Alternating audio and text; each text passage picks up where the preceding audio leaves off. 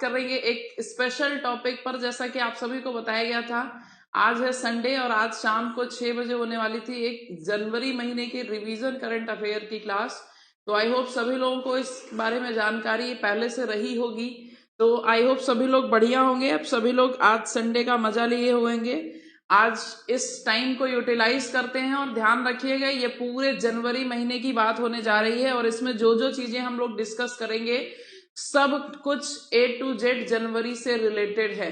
तो साल 2021 का पहला महीना और साल 2021 की पहली स्पेशल क्लास आपकी करंट अफेयर से रिलेटेड होने जा रही है। सभी लोग इन चीजों को आराम से कॉपी पेपर पेन लेकर बैठिएगा, लिखते चलिएगा।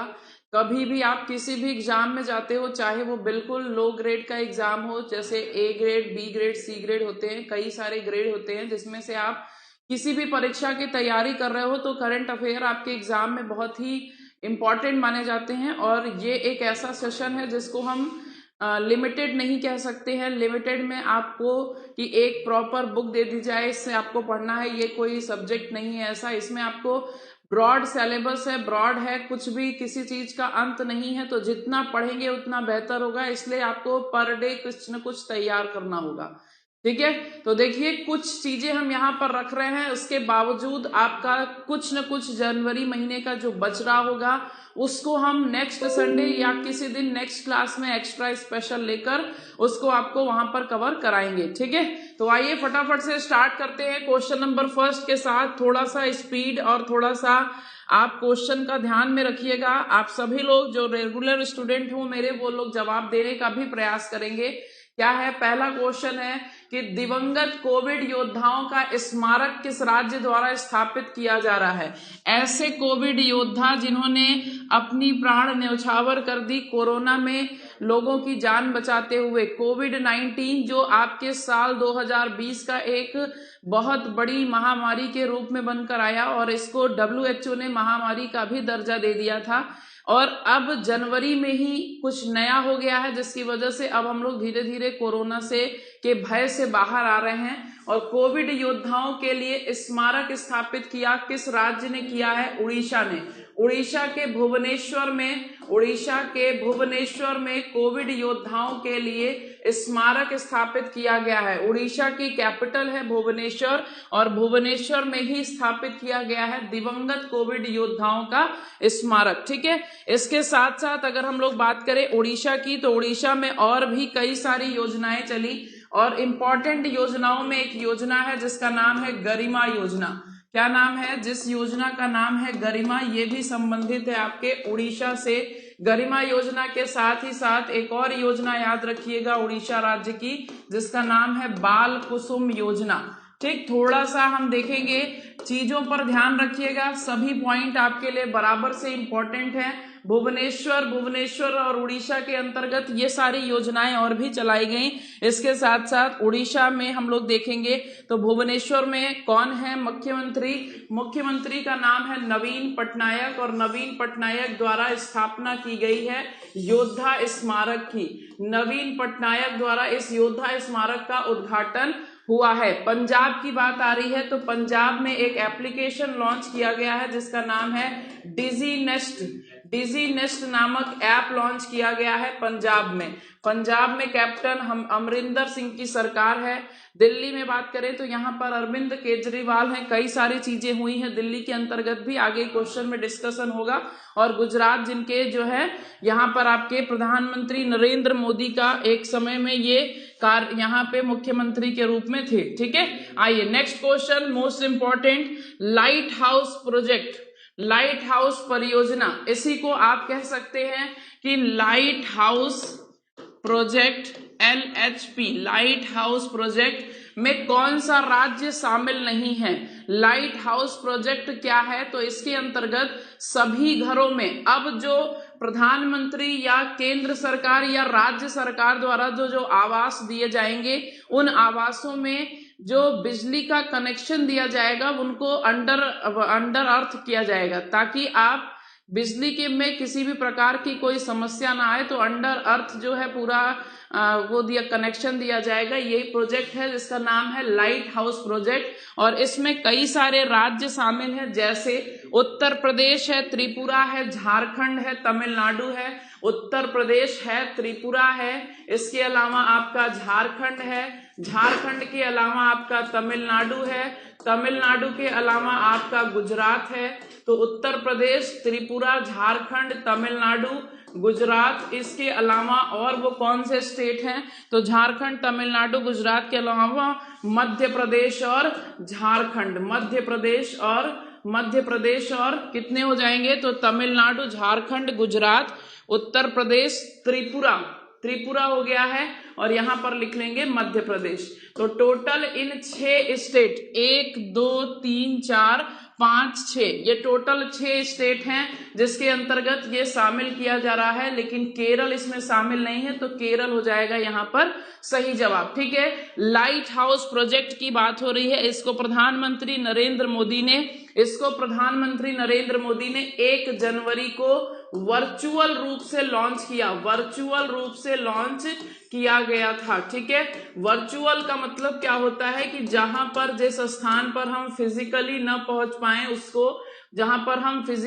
पहुंच पाए, लेकिन वीडियो कॉन्फ्रेंसिंग के रूप में जहां पर लॉन्चिंग की जा रही है, उसको इस वर्ष नाम दिया गया है वर्चुअल का। और ये शब्द ऐसा है जो आपको प्रत्येक कार्यों में दिखाई देगा। हर बार आप देखोगे तो इस बार जो उद्घाटन हो रहे हैं या जो भी अवार्ड दिए गए हैं, मुख्यतः वो सभी अवार्ड वर्चुअल रूप में दिए गए हैं। और ये कहां पर किसके द्वारा दिया गया है, ये भी याद रखिए, किसके द्वारा शुरू की गई है ये योजना? तो प्रधानमंत्री के द्वारा।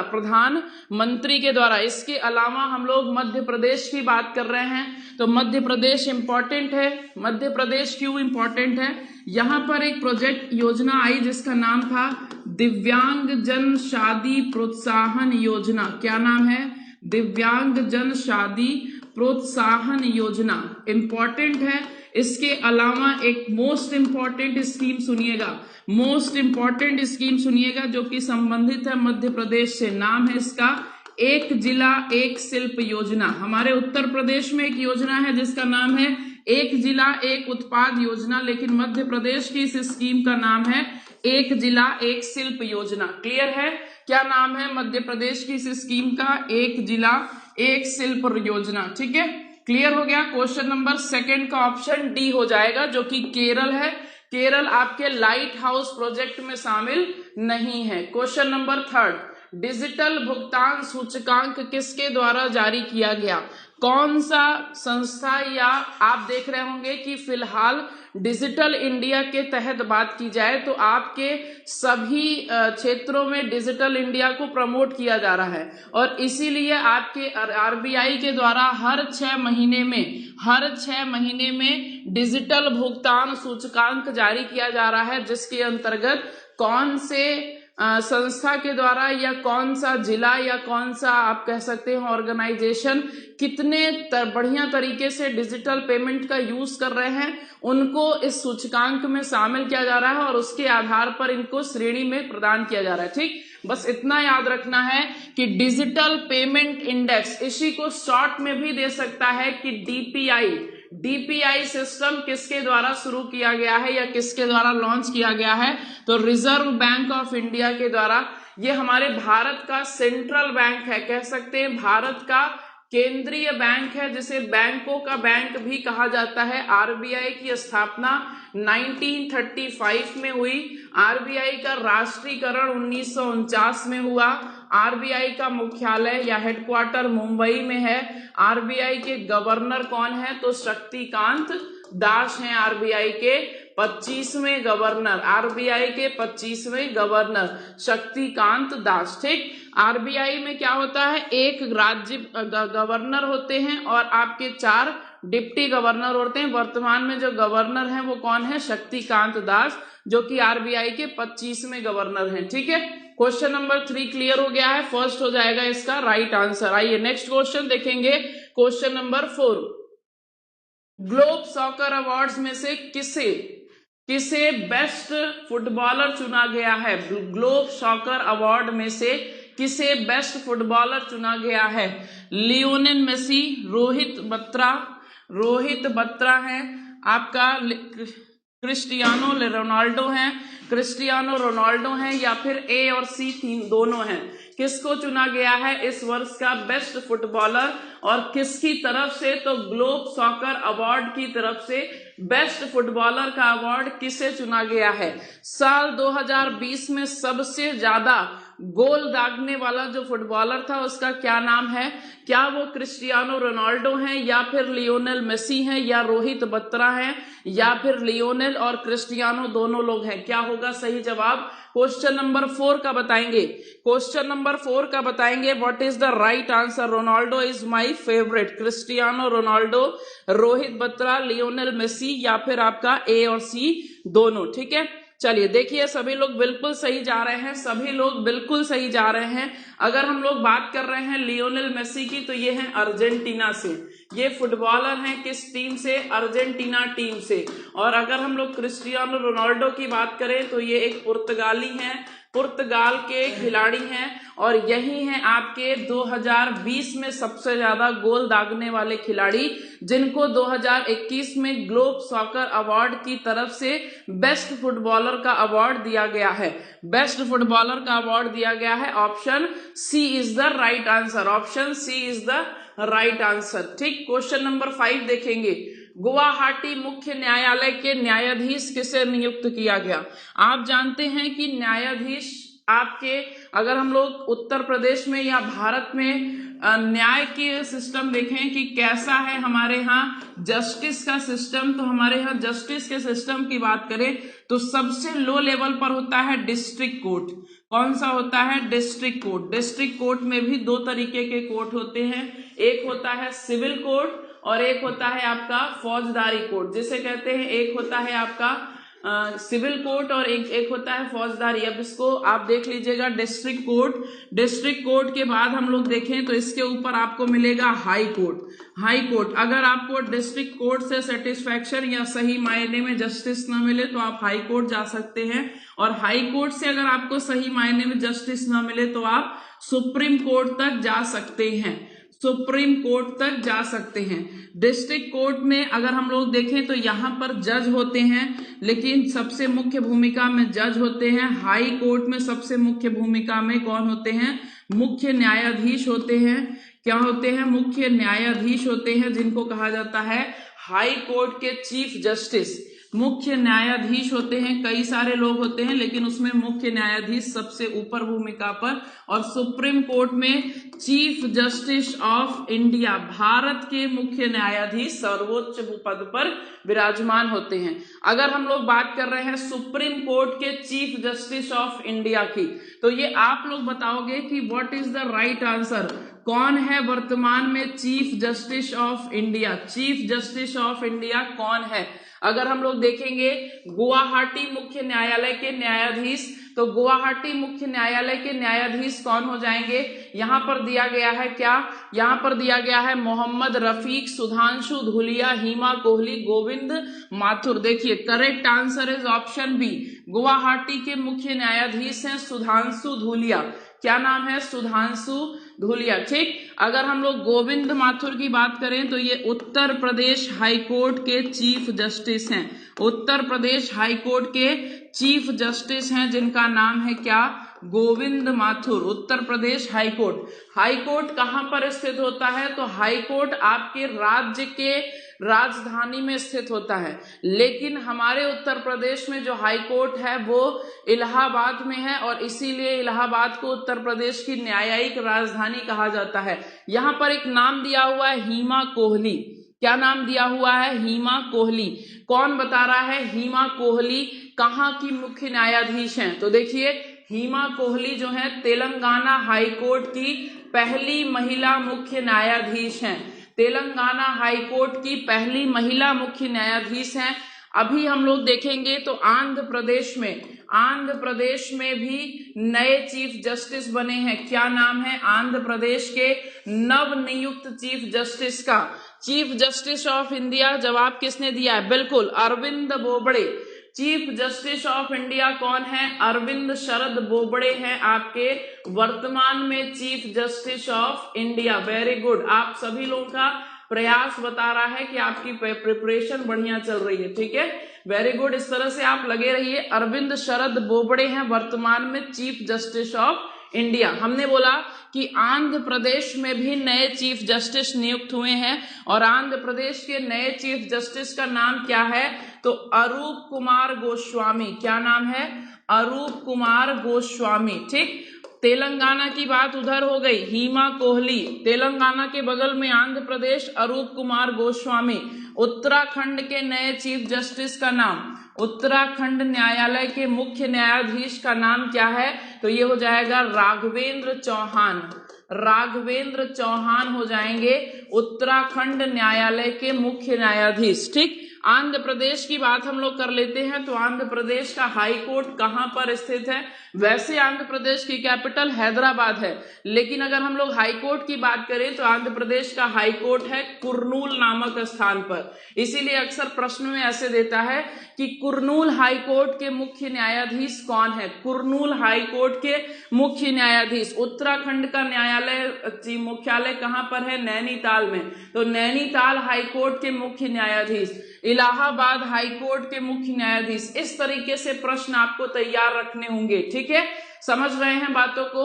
हमने पहले ही, आप देखो स्क्रीनशॉट लेते चलना, या अगर आप नोट कर रहे होगे तो बेस्ट होगा आपके लिए।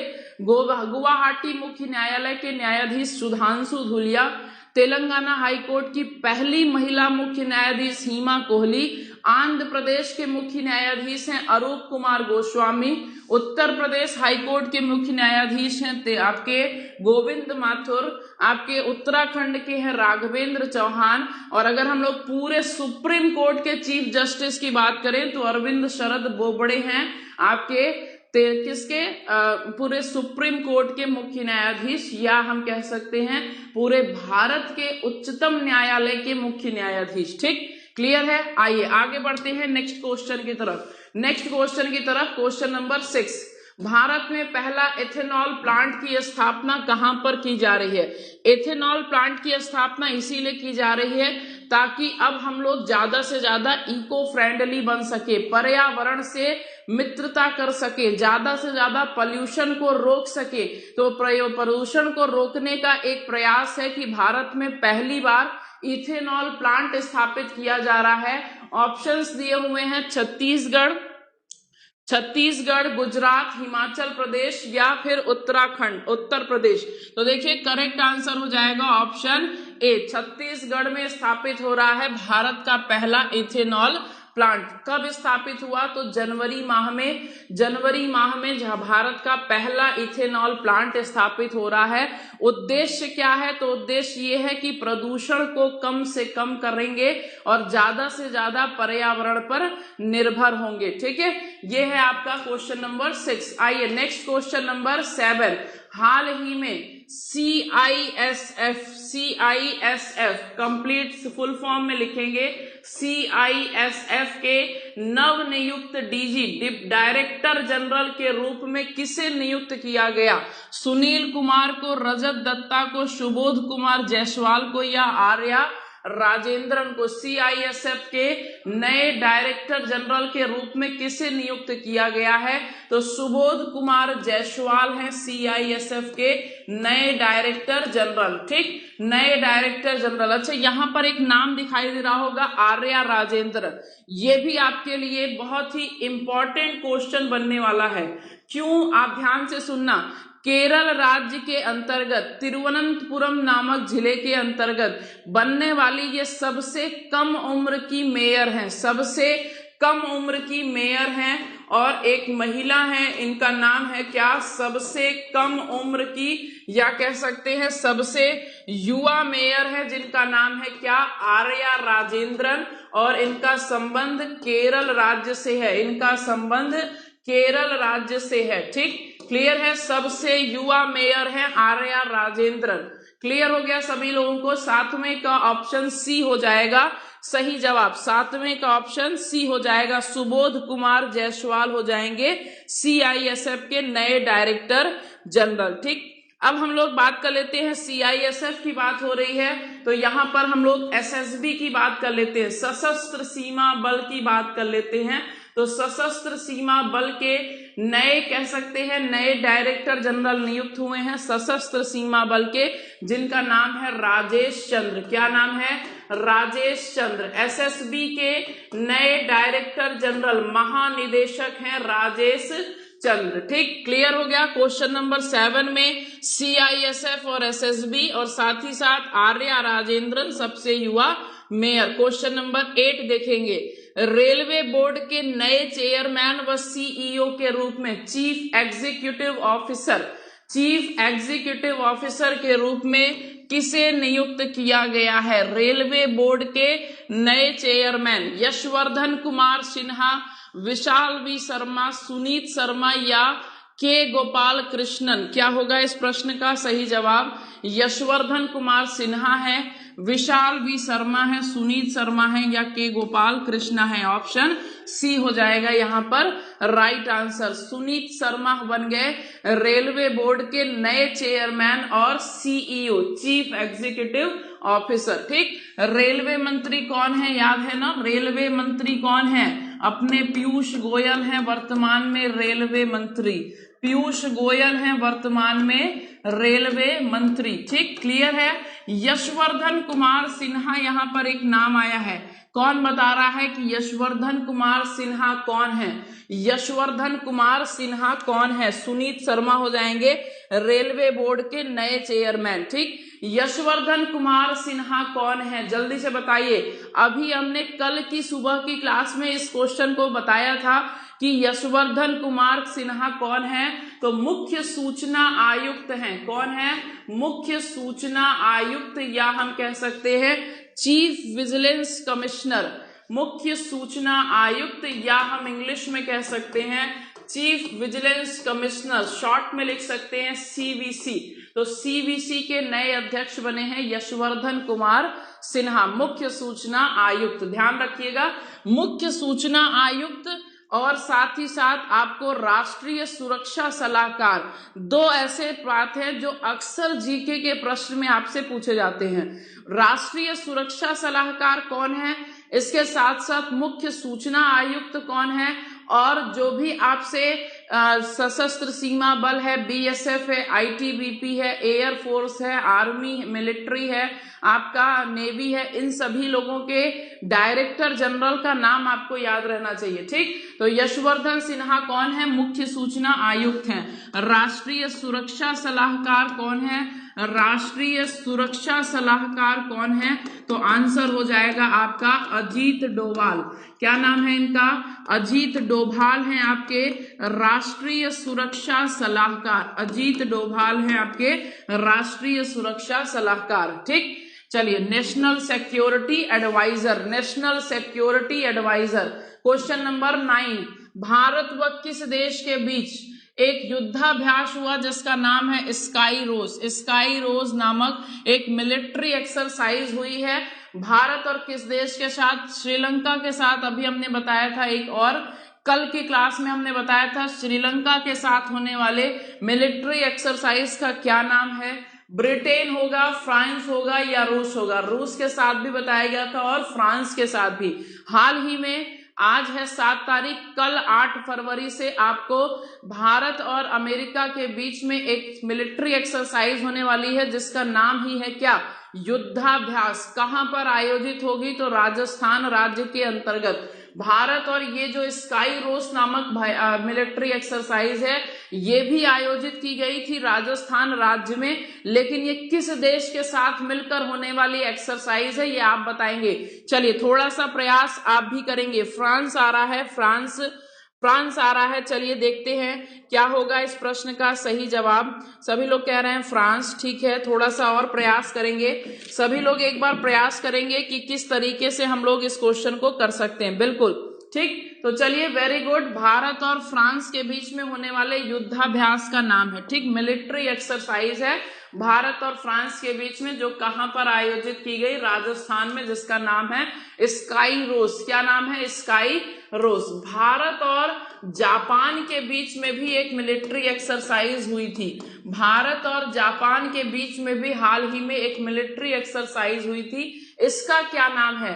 तो इसका नाम है क्या? जल्दी से बताएंगे। जिमेक्स इसका नाम है। भारत और जापान के बीच में होने वाली क्या नाम है? देखो, Japan India military exercise, Japan India military exercise, JIMEX नामक मिलिट्री एक्सरसाइज हुई है भारत और जापान के बीच में। भारत और श्रीलंका के बीच में बात करें तो क्या नाम है इसका? SLINEX। क्या नाम है? SLINEX, श्रीलंका और इंडिया। श्रीलंका, SL से श्रीलंका, IN से इंडिया, EX से इंडिया और एक्सरसाइज। तो भारत और श्रीलंका के बीच में होने वाली मिलिट्री एक्सरसाइज है जिसका नाम है स्लिनेक्स। तो स्काईरोस, स्लिनेक्स और जिमेक्स, इतनी चीजें आप याद रखना। स्लिनेक्स और स्काईरोस, जिमेक्स, ये हो गया आपका सारे जितने लेटेस्ट में आपके एक्सरसाइज हुए हैं। ठीक, क्लियर है? क्लियर है सभी लोगों को? अच्छा, आप एक क्वेश्चन का आंसर दे दो फिर हम लोग आगे बढ़ जाएं। इंदिरा नेवी, ये एक्सरसाइज किस किस देश के बीच में आयोजित की जाती है? भारत के साथ कौन सा देश मिलकर ये एक्सरसाइज करता है जिसका नाम है इंदिरा नेवी? भारत और वो कौन सा देश है जो उसके साथ ये एक्सरसाइज की जाती है? इंदिरा नेवी नाम है इस एक्सरसाइज का। इंदिरा नेवी नाम है इस एक्सरसाइज का। जल्दी से बताइए और फिर हम लोग आगे बढ़ेंगे। जल्दी से बताइए, हम लोग आगे बढ़ेंगे। SLINEX Bharat Sri Lanka, JIMEX Bharat Japan, Skyros Bharat France और इंदिरा नेवी हो जाएगा। क्या होगा देख लेते हैं, देख लेते हैं आप क्या कमेंट कर रहे हो। ठीक, चलिए कोई बात नहीं। गुड इवनिंग सभी लोगों को, सभी लोगों को गुड इवनिंग। अच्छा, रशिया क्या है? इंडिया एंड रशिया, चांदनी बोल रही है रशिया क्या है? रशिया रूस को कहा जाता है। रूस को ही लोग प्यार से रसिया बुलाते हैं। ठीक, तो रसिया वो वाला रसिया न समझना। यहाँ पर भारत और रूस के बीच में होने वाली मिलिट्री एक्सरसाइज है जिसका नाम है इंदिरा नेवी। क्या नाम है? इंदिरा नेवी। अच्छा, धर्म गार्जियन नाम की एक मिलिट्री एक्सरसाइज होती है। धर्म गार्जियन नाम की एक मिलिट्री एक्सरसाइज होती है। भारत के साथ कौन मिलता है तब जाकर ये मिलिट्री एक्सरसाइज होती है? भारत के साथ कौन सा देश मिलकर धर्म गार्जियन नामक मिलिट्री एक्सरसाइज आयोजित करता है? धर्म गार्जियन नामक मिलिट्री एक्सरसाइज। चलिए जल्दी जल्दी बताइए और हम लोग आगे बढ़ेंगे। धर्म गार्जियन, भारत और चलिए देखते हैं, थोड़ा सा प्रयास आप भी करते रहें। भारत और नेपाल, भारत और नेपाल, भारत और जापान, मिलिट्री एक्सरसाइज भारत और जापान। तो जापान और जापान। ठीक, क्लियर। आगे बढ़ते हैं, next question. Henley passport index 2021 में भारत को कौन सा स्थान प्राप्त हुआ? देखिए ये पासपोर्ट इंडेक्स क्या बताएगा, तो ये एक ऐसा इंडेक्स है जो ये बताएगा कि वो कौन से देश हैं जो सबसे ज्यादा स्थान पर है, यानी कि ऐसा पासपोर्ट इशू करते हैं वो मैक्सिमम देशों में visa without entry without visa कर सकते हैं, मतलब कि बिना वीजा के जहां पर एंट्री कर सकते हैं। उस लिस्ट के आधार पर हेनली पासपोर्ट इंडेक्स जारी किया जाता है। ऐसा कौन सा देश है जो सर्वाधिक देशों में बिना वीजा के एंट्री कर सकता है? तो देखिए ऐसा देश कौन सा है, तो ऐसा देश जापान है। जापान कुल 191 देशों में एंट्री विदाउट वीजा कर सकता है, इसलिए जापान को पहले स्थान पर रखा गया है। लेकिन हम लोग यहाँ पर भारत की बात कर रहे हैं। भारत को कौन सा स्थान मिला है? 58वां, 85वां, 63वां या फिर 54वां? हेनली पासपोर्ट इंडेक्स के आधार पर बात की जाए तो भारत का स्थान कौन सा है? भारत का स्थान कौन सा है? भारत आपके 58वें स्थान पर है। भारत आपके 98वें स्थान पर है और भारत के अंदर ऐसा पासपोर्ट इशू किया जाता है जिसके माध्यम से आप 85 देश में एंट्री विदाउट वीजा कर सकते हैं, मतलब बिना वीजा के एंट्री कर सकते हैं। और इस पासपोर्ट इंडेक्स के आधार पर भारत को कौन सी रैंक प्राप्त हुई है? 58वीं रैंक प्राप्त हुई है। ठीक, कौन सी रैंक प्राप्त हुई है? 58वीं रैंक प्राप्त हुई है। भ्रष्टाचार सूचकांक अभी हाल ही में इशू किया गया। हाल ही का मतलब आपके जनवरी महीने में इशू किया गया भ्रष्टाचार सूचकांक। इसमें आप बताएंगे नंबर 1 पर कौन रहा, नंबर 1 पर कौन रहा और भारत की क्या स्थिति रही। नंबर 1 पर कौन रहा और भारत की क्या स्थिति रही? हेनले पासपोर्ट इंडेक्स में नंबर 1 पर रहा है जापान, नंबर 1 पर रहा है जापान। भारत रहा है 58वें स्थान पर, जिसके अंतर्गत 85 देश में एंट्री विदाउट वीजा है। जापान में 191 देश में एंट्री विदाउट वीजा है। लेकिन हम लोग यहाँ पर बात कर रहे हैं भ्रष्टाचार सूचकांक की। तो पहले स्थान पर कौन सा देश रहा? पहले स्थान पर, वेरी गुड, सभी लोग कह रहे हैं डेनमार्क, बिल्कुल सही। यानी कि आप सभी लोग बढ़िया से पढ़ रहे थे। हमें लगा कि आप नोट नहीं कर रहे हो, लेकिन आपने तैयारी कर रखी थी एकदम मैदान में उतरने वाली। तो चलिए, डेनमार्क रहा है पहले स्थान पर। अगर हम लोग भारत की स्थिति की बात करें तो भारत को यहाँ पर रैंकिंग मिली है 86। भ्रष्टाचार में भारत को रैंकिंग मिली है 86। ठीक, क्लियर है। पासपोर्ट में 58 और भ्रष्टाचार में 86 भारत की रैंकिंग, और नंबर 1 जरूर याद रखा करिए। लीजिए, आ गया सबसे जनवरी महीने का सबसे इंपॉर्टेंट क्वेश्चन। अब सबसे पहले तो आपका काम शुरू हो जाएगा। अब आप मुझे आंसर दो कि प्रवासी भारतीय दिवस के मुख्य अतिथि इस वर्ष प्रवासी भारतीय दिवस के मुख्य अतिथि कौन थे? प्रवासी भारतीय दिवस के मुख्य अतिथि कौन थे? ऐसे एनआरआई डे माना जाता है इसको। तो आप बोलेंगे प्रवासी भारतीय दिवस कब आयोजित किया जाता है? कब आयोजित किया जाता है? 8 जनवरी, 9 जनवरी, 12 जनवरी या फिर 25 जनवरी। ठीक, तो 12 जनवरी याद होगा ना, कौन सा दिवस मनाते हैं? 12 जनवरी को कौन सा दिवस मनाते हैं? राष्ट्रीय युवा दिवस। हमने मॉर्निंग वाली क्लास में आपको जनवरी से लेकर जून आज तक के डेट में, जून तक के डेट आपको याद करवा दिए हैं। अब कल जुलाई से शुरू करेंगे, लेकिन यहाँ पर जनवरी की बात हो रही है तो सभी को याद रहना चाहिए। 12 जनवरी को राष्ट्रीय युवा दिवस। यहाँ पर क्या होगा? 25 जनवरी राष्ट्रीय मतदाता दिवस, नेशनल वोटर डे, राष्ट्रीय मतदाता दिवस, राष्ट्रीय मतदाता दिवस, पर्यटन दिवस, पर्यटन दिवस और उपभोक्ता संरक्षण दिवस। और क्या है? उपभोक्ता संरक्षण दिवस, कंज्यूमर राइट डे। उपभोक्ता संरक्षण दिवस, कंज्यूमर राइट डे 25 जनवरी। ठीक, 25 जनवरी। हम लोग बात कर रहे हैं प्रवासी भारतीय दिवस की। तो प्रवासी भारतीय दिवस हर साल 9 जनवरी को आयोजित किया जाता है। बिल्कुल, आंसर देखेंगे क्या होगा। आंसर देखेंगे, मुख्य अतिथि कौन बता रहा है?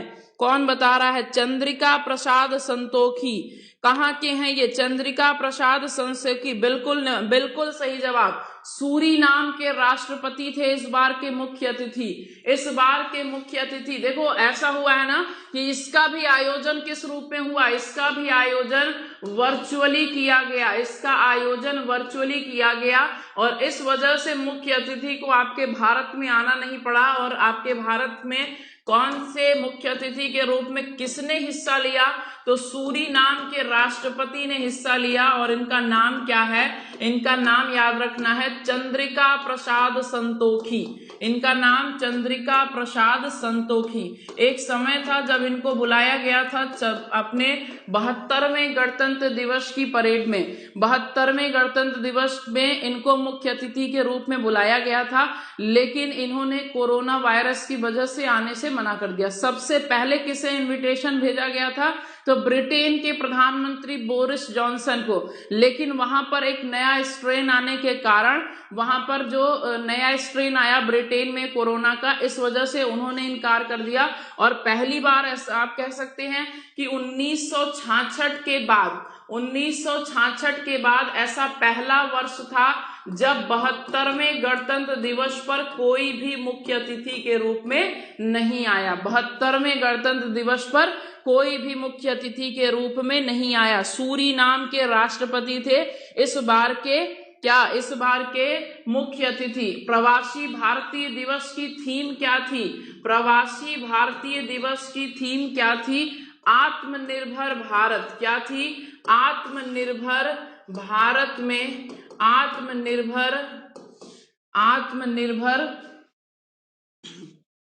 आत्मनिर्भर भारत में योगदान। आत्मनिर्भर भारत में योगदान। ठीक, ये थी इस वर्ष की प्रवासी भारतीय दिवस की थीम। प्रवासी भारतीय दिवस की थीम। अच्छा, मनाया क्यों जाता है? क्यों मनाया जाता है? तो देखिए, मनाया इसलिए जाता है क्योंकि यही वो तारीख है जब महात्मा गांधी स्वदेश लौटे थे। जब महात्मा गांधी स्वदेश लौटे थे और इनके स्वदेश लौटने के कारण इनके इसी दिन को क्या मनाया जाता है? प्रवासी भारतीय दिवस के रूप में मनाया जाता है।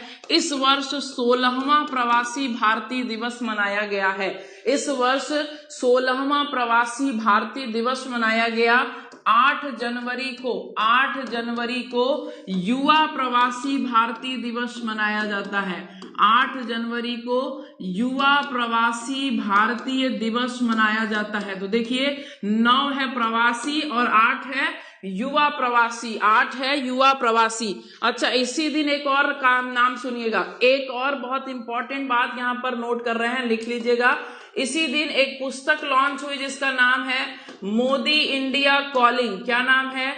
Modi India calling 2021। Modi India calling 2021। इस पुस्तक में प्रधानमंत्री मोदी के 107 देशों के जो भी उनका जहां पर वो गए हैं उन देशों के बारे में फोटोज के साथ साथ सारी चीजें बताई गई हैं। तो 107 देशों का भ्रमण चित्रण इस पुस्तक के अंदर किया गया है। पुस्तक का नाम क्या है?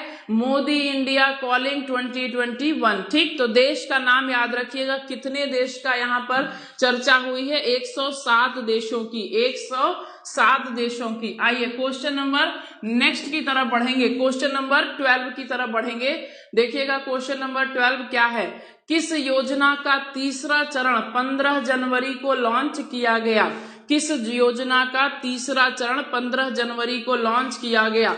जन आरोग्य योजना। जन आरोग्य योजना। ठीक, अमृत योजना, किसान कल्याण योजना या कौशल विकास योजना। कौशल विकास योजना। किस, आप कह सकते हैं किस योजना का तीसरा चरण यानी 3.0 कब लॉन्च किया गया? 15 जनवरी को। जन आरोग्य, अमृत, किसान कल्याण या फिर आपका कौशल विकास योजना। क्या हो जाएगा इस प्रश्न का सही जवाब? जल्दी से बताएंगे, जल्दी से बताएंगे क्या हो जाएगा इस प्रश्न का सही जवाब? जल्दी से बताइए क्या हो जाएगा इस प्रश्न का सही जवाब? किस योजना का तीसरा चरण लॉन्च किया गया है 15 जनवरी को? ठीक, चलिए आंसर आ रहा है बिल्कुल सही, कौशल विकास योजना। बिल्कुल सही जवाब है कौशल विकास योजना।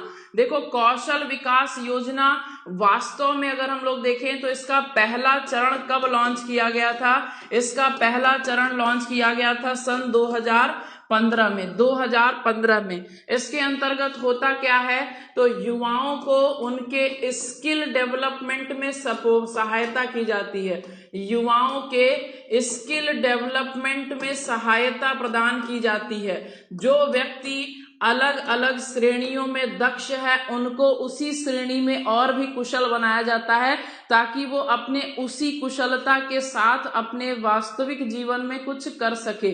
तो आत्मनिर्भर बनाने के लिए ये एक छोटी सी पहल है जिसका नाम है प्रधानमंत्री कौशल विकास योजना और इसका ही तीसरा चरण लॉन्च किया गया है। कब? 15 जनवरी 2021 को। 15 जनवरी 2021 को अगर हम लोग देखें तो इसको पूरे उत्तर प्रदेश के लगभग 717 पूरे उत्तर प्रदेश के 717 जिलों में 700 भारत के पूरे 717 जिलों में इसको लॉन्च किया गया है। पूरे भारत के 717 जिलों में इसे लॉन्च किया गया है। आइए next question number 13। Startup India पहल का उद्घाटन कब हुआ? स्टार्टअप इंडिया पहल का उद्घाटन 4 जनवरी, 16 जनवरी, 15 जनवरी या 10 जनवरी। स्टार्टअप इंडिया मूवमेंट पहल कब, उद्घाटन कब हुआ? नाम इस पहल का क्या रखा गया? प्रारंभ। क्या नाम रखा गया? प्रारंभ। स्टार्टअप इंडिया होता क्या है? स्टार्टअप क्या होते हैं? तो एक ऐसा रोजगार जो नए तरीके से उभर रहा हो। हम कह सकते हैं जो व्यक्ति छोटे मोटे बिजनेस स्टार्ट करना चाहता है, अपने दम पर कुछ करना चाहता है, हम उसको कहते हैं स्टार्टअप। तो स्टार्टअप इंडिया, ज्यादा से ज्यादा लोग अपने अपने बिजनेस को प्रमोट करें। अपने अपने बिजनेस को प्रमोट करने से रोजगार क्या होगा? रोजगार में वृद्धि होगी। और इसी स्टार्टअप इंडिया के तहत 16 जनवरी को प्रारंभ नामक एक पहल का उद्घाटन किया गया। 16 जनवरी को प्रारंभ नामक एक पहल का उद्घाटन किया गया। और इस बार स्टार्टअप इंडिया का 5वां संस्करण था। स्टार्टअप इंडिया का 5वां संस्करण था। पहली बार कब मनाया गया? तो पहली बार इसको पहली बार कब मनाया गया था? इसको पहली बार स्टार्टअप इंडिया को पहली बार 2015 में उद्घाटित किया गया था। 2015 में उद्घाटित किया गया था। ठीक, स्टार्टअप इंडिया पहल का उद्घाटन 16 जनवरी को किया गया। प्रारंभ नाम रखा गया इस पहल का। ठीक, इनोवेटिव का क्या नाम रखा गया? प्रारंभ। विभिन्न क्षेत्रों को केवड़िया से जोड़ने के लिए नरेंद्र मोदी ने कितने ट्रेनों का उद्घाटन किया? नरेंद्र मोदी ने 17 जनवरी को कुछ नई ट्रेनों का उद्घाटन किया, जिसका उद्देश्य क्या था? केवड़िया से जोड़ना। ये केवड़िया क्या है? तो केवड़िया एक स्थान है गुजरात के अंदर केवड़िया एक स्थान है। फेमस क्यों है केवड़िया? क्योंकि यहीं पर स्थित है स्टैचू ऑफ यूनिटी। क्या स्थित है? स्टैचू ऑफ यूनिटी, यानी सरदार वल्लभ भाई पटेल की एकता का प्रतीक। सरदार वल्लभ भाई पटेल की स्टैचू ऑफ यूनिटी, एकता की मूर्ति कह सकते हैं, यहीं पर सरदार वल्लभ भाई पटेल की मूर्ति स्थापित है। और सरदार वल्लभ भाई पटेल के बारे में हम लोग कहेंगे तो सरदार वल्लभ भाई पटेल ने केवड़िया के नर्मदा जिले में, क्या है? केवड़िया के रुकिए, थोड़ा सा रुक जाइएगा। केवड़िया के क्या कहेंगे? तो ये आपको केवड़िया के नर्मदा जिले में एक स्थान है जिसका नाम है केवड़िया। और ये केवड़िया स्थान टोटल आपके सरदार सरोवर बांध से कुल मिलाकर लगभग 3.5 किलोमीटर, 3.2 किलोमीटर दूर स्थित है। और इसी स्थान पर आपके सरदार वल्लभ भाई पटेल की मूर्ति स्थित है। और इसी से जोड़ने के लिए नरेंद्र मोदी ने कुल 8 ट्रेनों का उद्घाटन किया। कब किया? 17 जनवरी को। कब किया? 17 जनवरी को 8 ट्रेनों का उद्घाटन किया गया। उसमें से एक आपके वाराणसी को भी केवड़िया से जोड़ेगी। वाराणसी को केवड़िया से जोड़ने वाली ट्रेन का नाम बताएंगे। वाराणसी को केवड़िया से जोड़ने वाली ट्रेन का नाम बताएंगे। अगर हम लोग स्टैचू ऑफ यूनिटी की बात करें तो ये आपकी 182 मीटर इसकी लंबाई है। 182 मीटर इसकी लंबाई है स्टैचू ऑफ यूनिटी की। ठीक, जल्दी से बताइए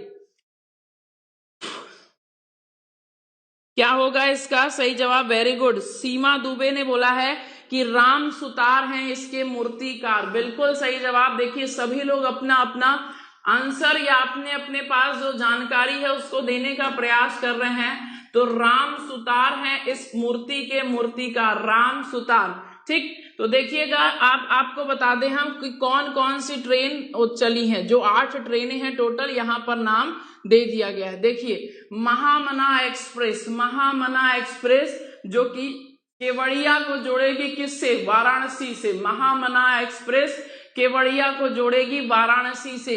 दादर केवड़िया एक्सप्रेस जो दादर जिले को जोड़ेगी केवड़िया से। जन शताब्दी एक्सप्रेस जो अहमदनगर को जोड़ेगी अहमदाबाद को जोड़ेगी केवड़िया से। संपर्क क्रांति केवड़िया को जोड़ेगी हजरत निजामुद्दीन से।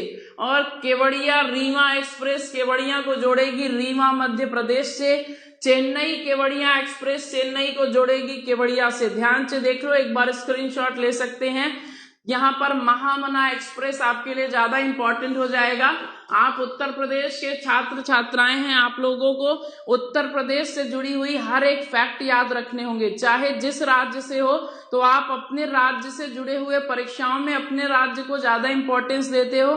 तो अगर आप में से जो स्टूडेंट उत्तर प्रदेश के हैं वो वाराणसी को याद रखना, बाकी जो आपके आसपास के हैं वो लोग अपने जिले के हिसाब से अपना राज्य देख लेना, याद कर लेना सभी ट्रेनों का नाम, एक नजर आप दौड़ा लेंगे तो देखो ट्रेनों का नाम उसी आधार पर है जिस आधार पर उनका स्थान है। जैसे महामना, महामना आपके वाराणसी को केवड़िया से, दादर केवड़िया जोड़ेगी दादर को केवड़िया से, रीवा महा केवड़िया जोड़ेगी रीवा को केवड़िया से, जन शताब्दी जोड़ेगी अहमदाबाद को केवड़िया से, संपर्क क्रांति केवड़िया को हजरत निजामुद्दीन से, चेन्नई केवड़िया चेन्नई को जोड़ेगी केवड़िया से, और दो और ट्रेनें हैं जो मेमू ट्रेन जिसे कहेंगे, मेमू ट्रेन दो हैं, प्रतापनगर को केवड़िया से और केवड़िया को प्रतापनगर से। दो मेमू ट्रेनें हैं जो अल्टरनेट एक दूसरी जगह पर चलेंगी। ठीक, क्लियर है? आइए आगे बढ़ेंगे नेक्स्ट क्वेश्चन की तरफ। लीजिए, पराक्रम दिवस पहली बार मनाया गया है इसलिए मोस्ट इंपॉर्टेंट, पराक्रम दिवस पहली बार मनाया गया है इसलिए आपके लिए मोस्ट इंपॉर्टेंट हो जाएगा। पहली बार जो चीज मनाई जाएगी वो आपके लिए बहुत जरूरी है। 23 जनवरी को क्या है? 23 जनवरी को नेताजी सुभाष चंद्र बोस जयंती मनाई जाती है।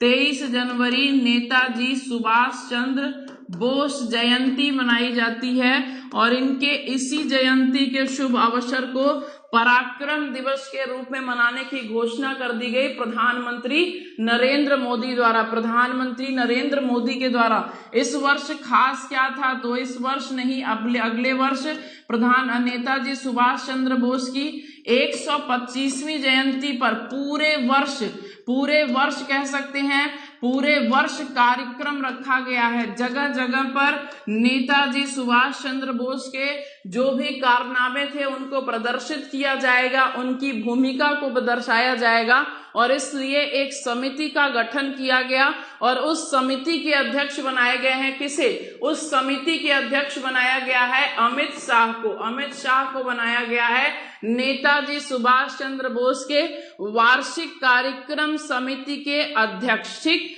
नेताजी सुभाष चंद्र बोस का जन्म कहां पर हुआ था, कहां पर बनाया गया है? Netaji bus terminal. चलिए बताइएगा, नेताजी बस टर्मिनल कहां पर बनाया गया है? हमने एक हिंट दे दिया कि जहां पर इनका जन्म हुआ था वहीं पर बनाया गया है नेताजी बस टर्मिनल। चलिए बताइएगा इस प्रश्न का जवाब क्या होगा? नेताजी बस टर्मिनल कहां पर बनाया गया है जिसके अंतर्गत 180 बस को रोका जा सकता है, 180 बस को रखा जा सकता है। ये नेताजी बस टर्मिनल कहां पर बनाया गया है? चलिए जल्दी से बताइए,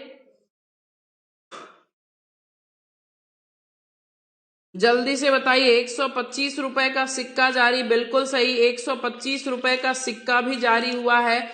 और आपका हावड़ा कालका मेल का नाम बदलकर भी कर दिया गया क्या? अच्छा, क्या कह रहे हैं?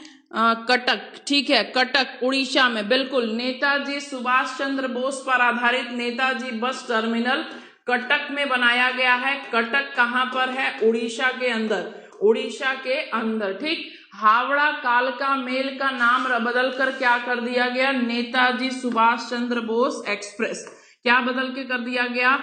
हावड़ा कालका मेल, हावड़ा कालका मेल का नाम बदल दिया गया। बदल के किसके नाम पर रख दिया गया? तो नेताजी सुभाष चंद्र बोस एक्सप्रेस। ठीक, क्लियर है? क्लियर है सभी को? आगे बढ़ेंगे नेक्स्ट प्रश्न की तरफ। नेताजी सुभाष चंद्र बोस, ठीक, इनका नाम बदलकर, मेल का नाम बदलकर सुभाष चंद्र बोस के नाम पर रख दिया गया है। नेताजी सुभाष चंद्र बोस के नाम पर रख दिया है। अच्छा, साक्षी बोल रही हैं कि इतना डीप एस्टेट में आएगा, तो एस्टेट में ऐसा क्या है? एस्टेट ने कह रखा है क्या कि हम डीप नहीं पूछेंगे? एस्टेट ऐसा कुछ नहीं कहता और ना हम कोई बहुत डीप पढ़ा रहे हैं। तो आप ध्यान रखना कि कुछ भी यहाँ पर डीप नहीं पढ़ाया जा रहा है। मुझे पता है कि आपको क्या देना है, उसी हिसाब से यहाँ पर दिया जा रहा है। बाकी किसी भी परीक्षा का कोई गारंटी नहीं है कि वो डीप में पूछेगा या आसान पूछेगा, ठीक है। तो सभी लोग बराबर से पढ़िए, कुछ टफ नहीं है। क्वेश्चन नंबर 16, 25 जनवरी को कितने लोगों को पद्म पुरस्कार देने की घोषणा कर दी गई? 25 जनवरी को कुल कितने लोगों को पद्म पुरस्कार देने की घोषणा कर दी गई? ठीक, पद्म पुरस्कार के अंतर्गत 3 प्रकार के पुरस्कार दिए जाते हैं। पहला मिलता है पद्म विभूषण, पहला मिलता है पद्म विभूषण, दूसरा मिलता है पद्म भूषण और तीसरा मिलता है पद्मश्री। ठीक, तो अगर हमने सुबह वाली क्लास देखी होगी आपने, तो आपको याद होगा कि नागरिकों को दिया जाने वाला सर्वोच्च पुरस्कार भारत के अंदर कौन सा है? भारत रत्न। दूसरा सर्वोच्च पुरस्कार कौन सा है? पद्म विभूषण। तीसरा सर्वोच्च पुरस्कार कौन सा है? पद्म भूषण। चौथा सर्वोच्च पुरस्कार कौन सा है? पद्मश्री। पद्म विभूषण कितने लोगों को मिला? तो इस वर्ष पद्म भूषण मिला है 7 लोगों को, पद्म विभूषण मिला है 7 लोगों को, पद्म भूषण मिला है 10 लोगों को और पद्मश्री दिया गया है 102 लोगों को। देखो संख्या याद रखना, संख्या याद रखना, 7, 10, 102। बड़ा है तो कम लोगों को, उससे थोड़ा सा छोटा है तो उससे थोड़ा सा ज्यादा, और उससे बिल्कुल छोटा है तो उससे बहुत ज्यादा। ठीक, 7, 10, 102। यहाँ पर पद्म पुरस्कार की बात हो रही थी। अगर आप सभी को जोड़ेंगे तो आपको आंसर मिल जाएगा 119। 119 लोगों को दिया गया इस वर्ष पद्म पुरस्कार। अब याद किसको रखना है? तो पद्म विभूषण बिल्कुल याद रखिएगा, क्योंकि ये सबसे सेकंड नंबर पर सबसे अच्छा अवार्ड माना जाता है। तो इसलिए आप देखेंगे किसको दिया गया है इस वर्ष का पद्म विभूषण। ध्यान रखना है किसकी बात कर रहे हैं हम? पद्म विभूषण की बात कर रहे हैं। तो शिंजो अबे को दिया गया है, जो कि संबंधित हैं जापान से। शिंजो अबे जो कि संबंधित हैं जापान से। एसपी बाला सुब्रमण्यम किसको मिला है? एसपी बाला सुब्रमण्यम को मिला है मरणोपरांत, और इनको कला के क्षेत्र में दिया गया है। इनका संबंध तमिलनाडु से है। डॉक्टर बेल्ले मोनप्पा हेगड़े चिकित्सा से संबंधित है, इनका भी संबंध तमिलनाडु से है। नरिंदर सिंह कपानी, क्या नाम है? नरिंदर सिंह कपानी, जिनका संबंध साइंस एंड टेक्नोलॉजी से है और ये संबंधित हैं यूएसए से। किससे संबंधित हैं? नरिंदर सिंह कपानी संबंधित हैं चिकित्सा से, साइंस एंड टेक्नोलॉजी से, और इनका संबंध यूएसए से है। मौलाना वहीदुद्दीन खान, मौलाना वहीदुद्दीन खान, जिनका संबंध अध्यात्म से है और ये दिल्ली से संबंधित हैं। बीबी लाला पुरातत्व से संबंधित हैं, दिल्ली के क्षेत्र से। और सुदर्शन साहू, जिनका संबंध कला से है, और इनको किस राज्य से संबंधित याद रखेंगे? उड़ीसा से। किससे? उड़ीसा से। देखिए सबसे जरूरी जो हैं वो 2 लोग हैं, 2 लोग हैं। क्यों याद रखना? अगर हम लोग बात कर रहे हैं किसकी? अगर हम लोग बात कर रहे हैं पूरे पद्म विभूषण की, तो सबसे ज्यादा इंपॉर्टेंट हो जाएंगे शिंजो अबे। क्या हो जाएंगे? शिंजो अबे, क्योंकि ये जापान के पूर्व प्रधानमंत्री रह चुके हैं। ठीक, और दूसरे एसपी बाला सुब्रमण्यम को क्यों? क्योंकि इनको मिला है मरणोपरांत। क्या मिला है? मरणोपरांत। बाकी और लोगों में आप सभी भारत के अंदर हैं, लेकिन इनका भी संबंध यूएसए से है। बट नरिंदर सिंह कपानी को याद रखेंगे साइंस एंड टेक्नोलॉजी से, और इनका संबंध यूएसए से है। इस बार पद्म पुरस्कारों की श्रेणी में 29 महिलाओं को मिला है पद्म पुरस्कार। 29 महिलाओं को मिला है पद्म पुरस्कार। इसके साथ साथ एक ट्रांसजेंडर भी हैं, जिनको इस वर्ष पद्म पुरस्कार से नवाजा गया है। 29 महिलाओं के साथ साथ एक ट्रांसजेंडर भी हैं, जिनको इस वर्ष पद्म पुरस्कार से नवाजा गया है। ठीक, क्लियर है? 29 महिला, एक ट्रांसजेंडर। ठीक है, सभी लोग समझ गए? पद्म पुरस्कार कितने लोगों को मिला? टोटल 119 लोगों को। 7 पद्म विभूषण, 10 पद्म भूषण और 102 हो जाएगा आपका पद्मश्री पुरस्कार। क्लियर? जलवायु परिवर्तन प्रदर्शन सूचकांक में, जलवायु परिवर्तन प्रदर्शन सूचकांक में प्रथम स्थान पर कौन सा देश रहा? स्वीडन, कंबोडिया, भारत या इनमें से कोई नहीं।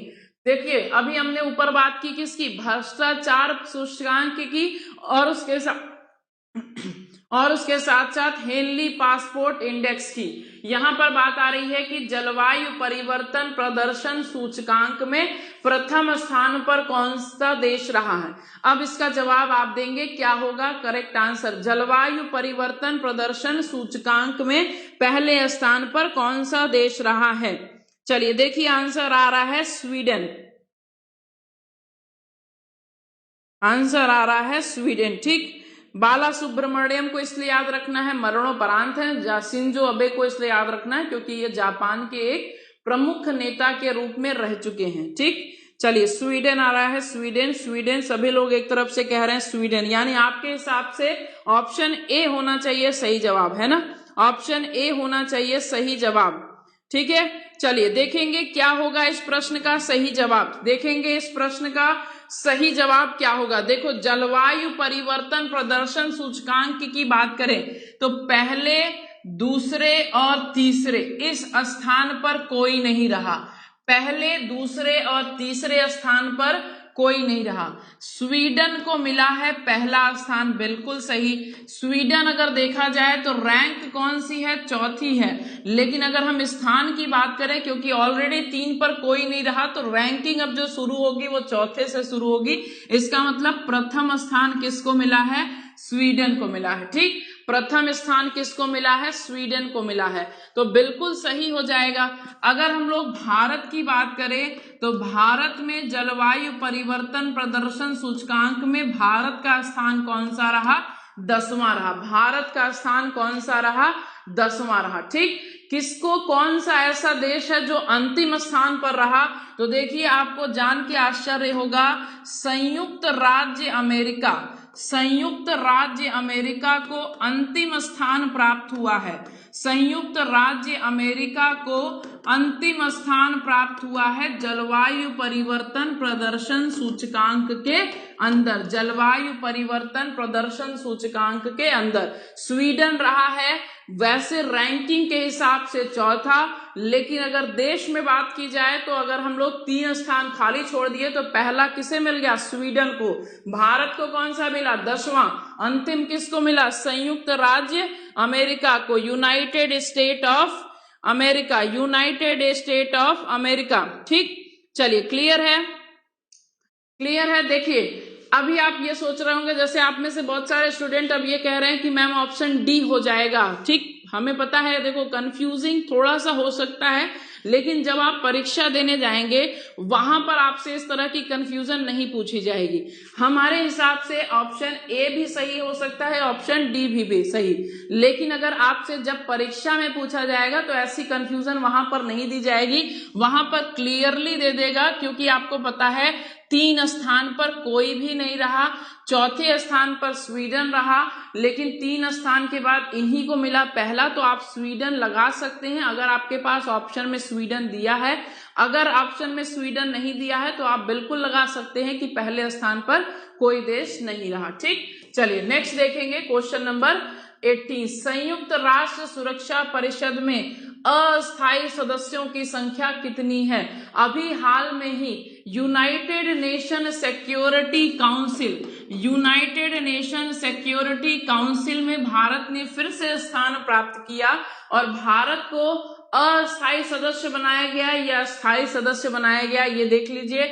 यूनाइटेड नेशन सिक्योरिटी काउंसिल में एक तरफ रखे जाते हैं स्थायी सदस्य और दूसरी तरफ रखे जाते हैं अस्थायी सदस्य। ये एक प्रकार की ऐसी संगठन है जो कि सुरक्षा के क्षेत्र में देशों के बीच में रन करती है। अगर हम लोग स्थायी सदस्यों की बात करें तो यहाँ पर सदस्यों की संख्या होती है 5, और अगर हम लोग अस्थायी सदस्यों की बात करें तो संख्या होती है 10। तो यहाँ पर अस्थायी की पूछ रहा था तो ऑप्शन सी हो जाएगा। इंपॉर्टेंट क्या है, तो इंपॉर्टेंट ये है कि भारत को कौन सा स्थान मिला है, तो भारत 8वीं बार फिर से बन गया क्या, यूएनएससी का, फिर से बना यूएनएससी का अस्थायी सदस्य, यूएनएससी का अस्थायी सदस्य। और ये अस्थायी सदस्य कितने वर्ष के लिए चयनित किए जाते हैं? तो इनको चयनित किया जाता है 2 वर्षों के लिए। 2 वर्षों के लिए इनको चयनित किया जाता है। भारत का अस्थायी सदस्य 8वीं बार बन गया और इनको 2 वर्ष के लिए अस्थायी सदस्य की श्रेणी में रखा जाता है। ठीक, चलिए क्लियर है? बिल्कुल सही आंसर है, बिल्कुल सही आंसर है। ठीक है, चलिए आगे बढ़ेंगे नेक्स्ट क्वेश्चन की तरफ। Question number 19। 20 जनवरी को कमला हैरिस ने किस देश के उपराष्ट्रपति के रूप में शपथ ग्रहण किया? 20 जनवरी को शपथ ग्रहण समारोह हुआ है एक मोस्ट इंपॉर्टेंट कंट्री जिसका नाम है अमेरिका। अमेरिका में चुनाव पहले ही हो चुका था, लेकिन इस चुनाव में जो नवनियुक्त राष्ट्रपति थे उन्होंने शपथ ग्रहण कब किया? 20 जनवरी को। तो 20 जनवरी को राष्ट्रपति और उपराष्ट्रपति दोनों ही लोगों ने अपना शपथ ग्रहण किया। राष्ट्रपति के रूप में किसने शपथ ग्रहण किया?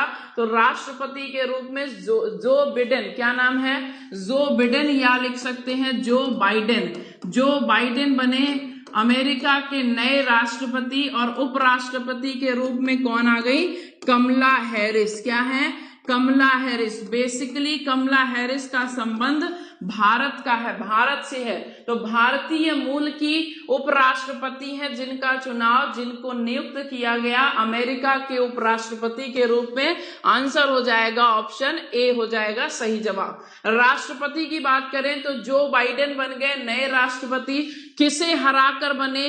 तो सभी लोग जानते हैं डोनाल्ड ट्रंप को हराकर जो बाइडेन को नया राष्ट्रपति नियुक्त किया गया।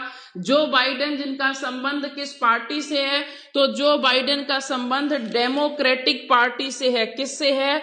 डेमोक्रेटिक पार्टी से है। और ये आपके अमेरिका के 46वें राष्ट्रपति हैं। क्या है? 46वें राष्ट्रपति हैं हमारे अमेरिका के। ठीक, 46वें राष्ट्रपति है। कमला हैरिस बन गई उपराष्ट्रपति। इसी के समय एक और नाम याद रखिएगा जिसका नाम है अमांडा वॉर्मेन। क्या नाम है? अमांडा वॉर्मेन। सबसे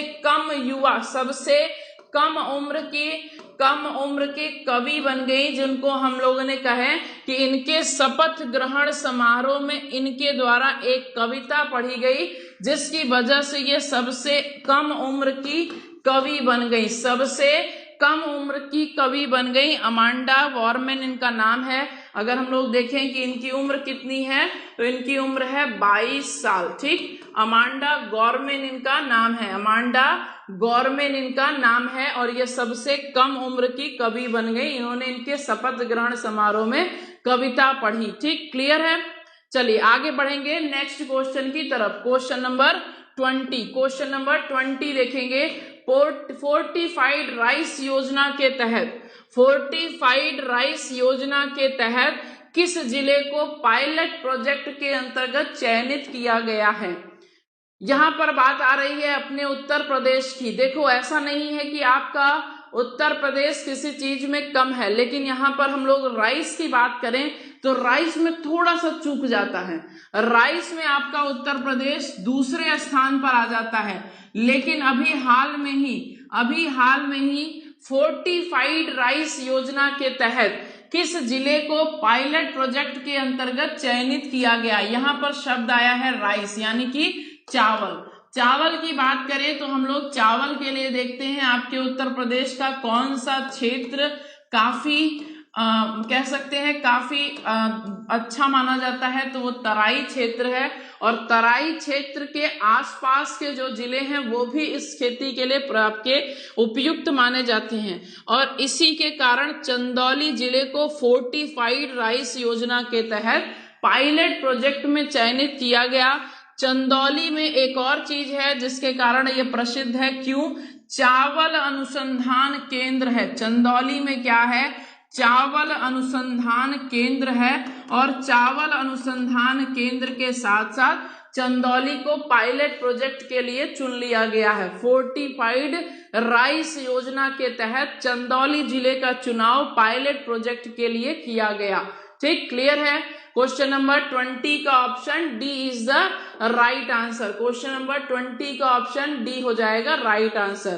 question number 21, making of a general Himalaya, making of a general Himalaya eco नामक पुस्तक का विमोचन किसके द्वारा किया गया? Making of a general Himalaya eco नामक पुस्तक का विमोचन किसके द्वारा किया गया? शिबू सोरेन के द्वारा, नजमा हेपतुल्ला के द्वारा, डॉक्टर हर्षवर्धन के द्वारा या रामचंद्र के द्वारा? देखो, making of a general Himalaya, क्या नाम है? Making of a general Himalaya नामक पुस्तक का विमोचन किया गया है नजमा हेपतुल्ला के साथ, नजमा हेपतुल्ला के द्वारा। नजमा हेपतुल्ला क्या है? कौन है नजमा हेपतुल्ला? जल्दी से बताइए, नजमा हेपतुल्ला कौन है? इनकी पहचान छुप गई है, आ जाओ पहचान करा दो कि कौन है नजमा हेपतुल्ला। चलिए जल्दी से बताइए। क्वेश्चन नंबर 21 का what is the right answer? चलिए देखिए, इतनी देर से आप लोग लाइव क्लास देख रहे हो, लेकिन अभी तक आपकी संख्या जो है, अभी तक आपकी संख्या 5000 क्रॉस नहीं की है। आज सिर्फ और सिर्फ एक काम ये कर लो कि एक बार जहां भी जैसे भी हो सके 5000 क्रॉस कर दो, थोड़ी सी एनर्जी आ जाए, फिर हम लोग एक जोश के साथ क्वेश्चन तक पहुंचेंगे अंतिम। और देखना, आज के बाद जब भी हम लोग मिलेंगे तो आप देखोगे हम लोग क्या करेंगे। हमारा एक तरीका, जो नया पैटर्न अब हमने शुरू किया है, तो जैसे आप लोग बार बार कहते हो रिवीजन, तो बिल्कुल संडे की क्लास को रिवीजन क्लास जरूर रखा जाएगा। संडे को हम लोग हर संडे को रिवीजन करेंगे, और अब नेक्स्ट टाइम से ये रिवीजन कैसा हो जाएगा? वीकली, ठीक? एक हफ्ते का रिवीजन हम हर सप्ताह के अंत में कर दिया करेंगे, हर सप्ताह का रिवीजन हम हर सप्ताह के अंत में कर दिया करेंगे। अगर हम लोग मंथ की बात करें तो डेफिनेटली अगले महीने फिर से फरवरी महीने का रिवीजन होगा, लेकिन वो कब होगा वो बाद में बताया जाएगा, ठीक है? चलिए कोई बात नहीं, अगर आप लोग संतुष्ट हैं तो ठीक है, अदरवाइज हम लोग क्या करेंगे, इसी तरीके से अपना प्रयास जारी रखेंगे। अगर संतुष्ट हैं तो एक बार जल्दी से क्वेश्चन नंबर संख्या अपनी बढ़ाइए, अपने number of people, number of कह सकते हैं कलीग्स को बढ़ाइए। चलिए आंसर दीजिएगा। नजमा हेपतुल्ला की पहचान कराइए, मणिपुर की कह रहे हैं। अच्छा, सीमा दुबे कह रही हैं कि कांग्रेस की नेता, बिल्कुल मिल जाएगा। नरेंद्र कुमार, पीडीएफ मिल जाएगा, निश्चिंत रहिए। पीडीएफ आज ही, अभी ही इसको तुरंत क्लास के बाद हम लोग टेलीग्राम पर डाल देंगे। जो स्टूडेंट नोट नहीं कर पा रहे हैं, जो स्टूडेंट दोबारा से वीडियो देखेंगे इसको थोड़ा सा और क्लियर करने के लिए, वो लोग पीडीएफ जरूर ले लीजिएगा, ठीक? क्लियर है? तुरंत टेलीग्राम पर इस क्लास के बाद डल जाएगा। क्लियर? चलिए, कांग्रेस की नेता, एक्स कैबिनेट, मणिपुर की राज्यपाल, बिल्कुल मणिपुर की राज्यपाल हैं जिनका नाम है नजमा हेपतुल्ला। क्या नाम है? नजमा हेपतुल्ला, ठीक? चलिए बिल्कुल क्लियर आंसर। आगे बढ़ते हैं नेक्स्ट क्वेश्चन की तरफ। Question number 22, French order of merit किसे किसे सम्मानित किया गया? फ्रेंच ऑर्डर ऑफ मेरिट से किसे सम्मानित किया गया? रोहिणी गोडबोले को, सतीश व्यास को, हर्षवर्धन सिंह को, या इनमें से कोई नहीं? फ्रेंच ऑर्डर ऑफ मेरिट से किसे सम्मानित किया गया है? फ्रेंच ऑर्डर ऑफ मेरिट से किसे सम्मानित किया गया है? तो देखिए यहाँ पर एक नाम लिखा हुआ है रोहिणी गोडबोले। क्या नाम लिखा हुआ है? रोहिणी गोडबोले। तो इनको मिला है फ्रांस का सर्वोच्च सम्मान। फ्रांस का सर्वोच्च सम्मान, ये एक भौतिक वैज्ञानिक है, ये एक भौतिक वैज्ञानिक है। इसके साथ साथ इनको पद्मश्री से भी सम्मानित किया जा चुका है, पद्मश्री से भी सम्मानित किया जा चुका है। और इस वर्ष का इनको फ्रांस का सर्वोच्च सम्मान दिया गया, फ्रांस का सर्वोच्च सम्मान दिया गया। नाम है इनका क्या? रोहिणी गोडबोले, ठीक? यहाँ पर एक नाम दिख रहा है सतीश व्यास, इनको तानसेन अवार्ड से नवाजा गया है, इनको तानसेन अवार्ड से नवाजा गया है, तानसेन सम्मान 2020 से नवाजा गया है सतीश व्यास को। हर्षवर्धन सिंह को आप जानते हैं कौन है? स्वास्थ्य मंत्री हैं। स्वास्थ्य मंत्री के साथ साथ इनको एक याद रखना है कि ये गवी बोर्ड के अध्यक्ष हैं। क्या है? गवी बोर्ड के अध्यक्ष हैं हर्षवर्धन सिंह स्वास्थ्य मंत्री हैं हमारे भारत के कैबिनेट में, इनका एक पद है जिनका नाम है स्वास्थ्य मंत्री doctor Harshvardhan Singh, Gavi board के अध्यक्ष। ठीक, क्लियर। आइए आगे बढ़ेंगे। Question number 23, Skoch challenger award किसे प्रदान किया गया?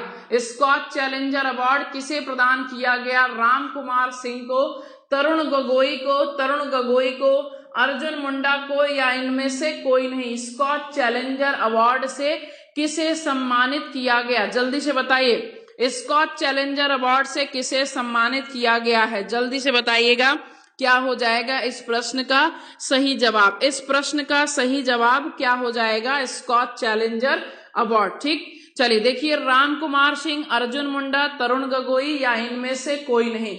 यहां पर सही जवाब जो हो जाएगा, यहां पर जो सही जवाब हो जाएगा वो हो जाएगा अर्जुन मुंडा। क्या? अर्जुन मुंडा। इनको ई गवर्नेंस के लिए मिला है आपका क्या? Skoch challenger award. अर्जुन मुंडा कौन है? तो अर्जुन मुंडा हमारे भारत के ट्राइबल अफेयर मिनिस्टर हैं। क्या नाम है? Arjun Munda, tribal affairs minister, या हम हिंदी में कह सकते हैं जनजाति मामलों के मंत्री। ठीक, कनाडा साहित्य गौरव पुरस्कार से किसे सम्मानित किया गया?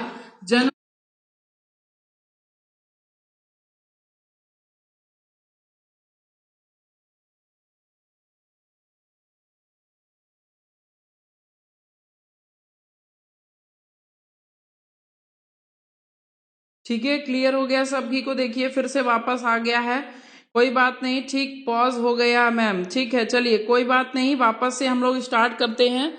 तो देखिए क्वेश्चन नंबर 23 तक हम लोग पहुंचे हैं, बस थोड़ा सा और पेशेंस बनाकर रखिए। तो देखिए क्वेश्चंस रमेश पोखरियाल निशंक पर रुका था कि कनाडा साहित्य गौरव पुरस्कार से किसे सम्मानित किया गया? आंसर इज रमेश पोखरियाल निशंक को। किसे?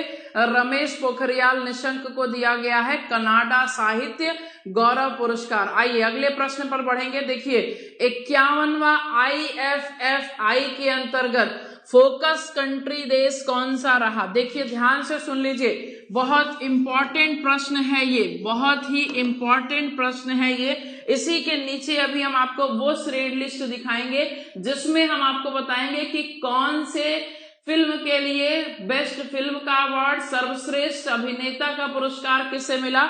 ये सारी चीजें अभी क्लियर होने जा रही हैं। बस इतनी चीज याद रखिएगा कि IFFI एक प्रकार का फिल्म फेस्टिवल है जो कि हर साल गोवा के पणजी में आयोजित किया जाता है, और इस वर्ष इस फिल्म फेस्टिवल का 51वां संस्करण आयोजित किया गया, जिसके अंतर्गत फोकस कंट्री देश किसको बोला गया?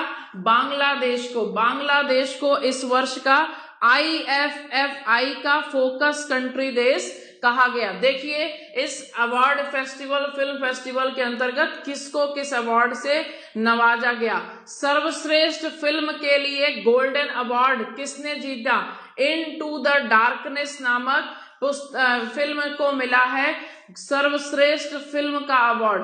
IFFI के अंतर्गत दिए जाने वाले पुरस्कारों में सबसे बड़ा पुरस्कार सर्वश्रेष्ठ फिल्म का पुरस्कार मिला इनटू द डार्कनेस। ध्यान से देख लीजिए, लिख लीजिए, स्क्रीनशॉट ले लेते हैं। सर्वश्रेष्ठ अभिनेता पुरुष के लिए सिल्वर पिकॉक अवार्ड किसे मिला है? तो देखिए जू चुआन ल्यू द साइलेंट फॉरेस्ट नामक मूवी में इनके रोल के लिए सर्वश्रेष्ठ अभिनेता का पुरस्कार मिला, और इनको किस पुरस्कार से नवाजा गया? तो आंसर हो जाएगा silver peacock award. Silver peacock award से नवाजा गया, the silent forest. Question next, best actor female के लिए सिल्वर पिकॉक अवार्ड, तो कृपाल कलिता नामक फीमेल एक्टर हैं जिनको ब्रिज नामक फिल्म में रोल के लिए बेस्ट एक्ट्रेस का अवार्ड मिला है। बेस्ट एक्ट्रेस का अवार्ड मिला है, बेस्ट एक्ट्रेस फीमेल के लिए सिल्वर पीकॉक अवार्ड। ठीक, silver peacock award. Indian personality of the year का अवार्ड मिला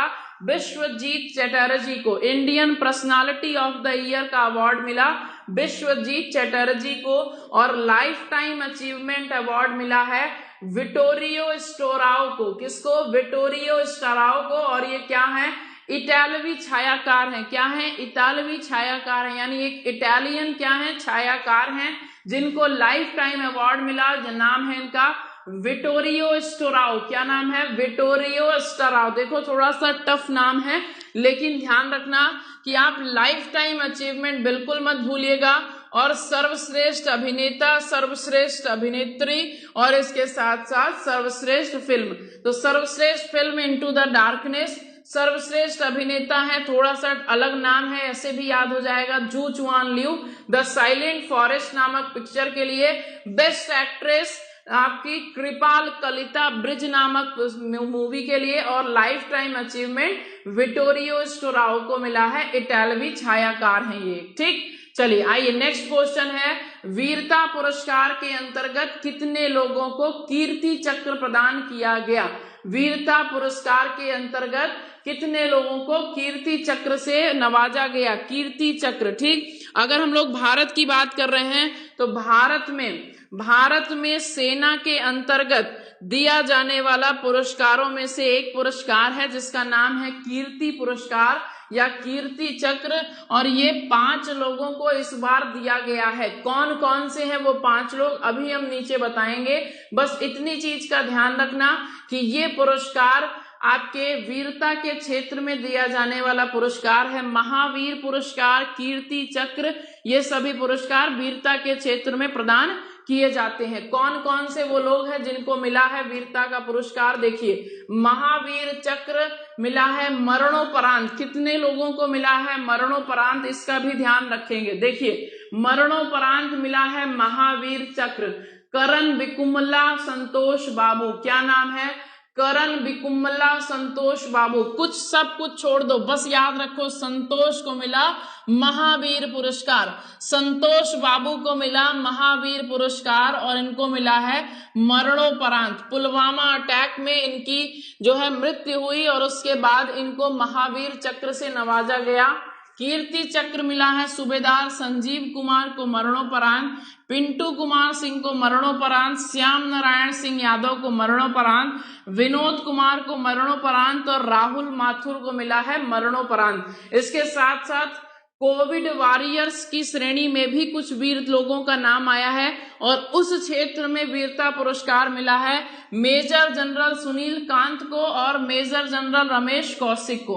तो एक लोग हैं जिनको महावीर चक्र, कौन है? संतोष बाबू। याद रखना सबसे इंपॉर्टेंट है क्या? संतोष बाबू। सबसे इंपॉर्टेंट है संतोष बाबू। संतोष बाबू को मिल गया महावीर चक्र। कब मिला? मरणोपरांत मिला। कीर्ति चक्र टोटल कितने लोगों को दिया गया? 5 लोगों को। महावीर चक्र 1 लोगों को और वीरता की श्रेणी में 2 लोगों को मिला है कोविड वॉरियर्स का पुरस्कार कीर्ति चक्र। और भी कई सारे वीर पुरस्कार दिए गए हैं जिसमें आपको बहुत जरूरी है वो यहाँ पर लिखा हुआ है कीर्ति चक्र, सूबेदार संजीव कुमार, पिंटू कुमार, श्याम नारायण, विनोद कुमार, राहुल माथुर। ठीक, क्लियर है? महावीर, कीर्ति चक्र और कोविड वॉरियर्स। आइए नेक्स्ट की तरफ बढ़ेंगे। Question number 26। क्वेश्चन नंबर 26, किस देश के राष्ट्रपति पर पहली बार महाभियोग लगाया गया? पूरे ओवरऑल हिस्ट्री में अगर हम लोग पूरे इतिहास के दृष्टि से देखें तो इतिहास में पहली बार ऐसा हुआ जब किसी देश के राष्ट्रपति पर 2 बार महाभियोग लगाया गया। 2 बार महाभियोग लगाया गया। अभी हमने पढ़ा कि 47वें राष्ट्रपति कौन बने? 47वें राष्ट्रपति या आप कह लो सिर्फ नाम याद रखो, जो बाइडेन बने हैं अभी अमेरिका के राष्ट्रपति। और इनसे पहले कौन थे? इनसे पहले थे डोनाल्ड ट्रंप। क्या नाम था? Donald Trump. और डोनाल्ड ट्रंप पर 2 बार महाभियोग लगाया गया। ये अमेरिका के पूर्व राष्ट्रपति थे। इन्होंने चुनाव के समर्थन में होने वाली रैलियों के प्रति अभद्र शब्द यूज किया। रैलियों के प्रति अभद्र शब्द प्रयोग किया, जिसके कारण इन पर लगा दिया गया क्या? महाभियोग। क्या लगा दिया गया? महाभियोग लगा दिया गया। और इन्होंने वर्ड क्या यूज लिखा था? लाइक क्या वर्ड यूज किया था? लाइक अ हेल, ये शब्द यूज किया था, जिसके कारण इन पर काफी ज्यादा जो है कंडीशन खराब हुई थी और इन पर महाभियोग लगाया गया था। ठीक, क्लियर है। अमेरिका के राष्ट्रपति, पूर्व राष्ट्रपति डोनाल्ड ट्रंप पर। क्लियर। आइए, सेल की नई अध्यक्ष, steel authority of India limited की नई अध्यक्ष किसे नियुक्त किया गया? सेल की नई अध्यक्ष किसे नियुक्त किया गया? चलिए जल्दी से बताइए, जल्दी से बताइए क्या हो जाएगा इस प्रश्न का सही जवाब, क्या हो जाएगा इस प्रश्न का सही जवाब। ठीक है, चलिए, किसी को अभी कोई समस्या नहीं होगी। अच्छा, राम अवतार बोल रहे हैं स्लो।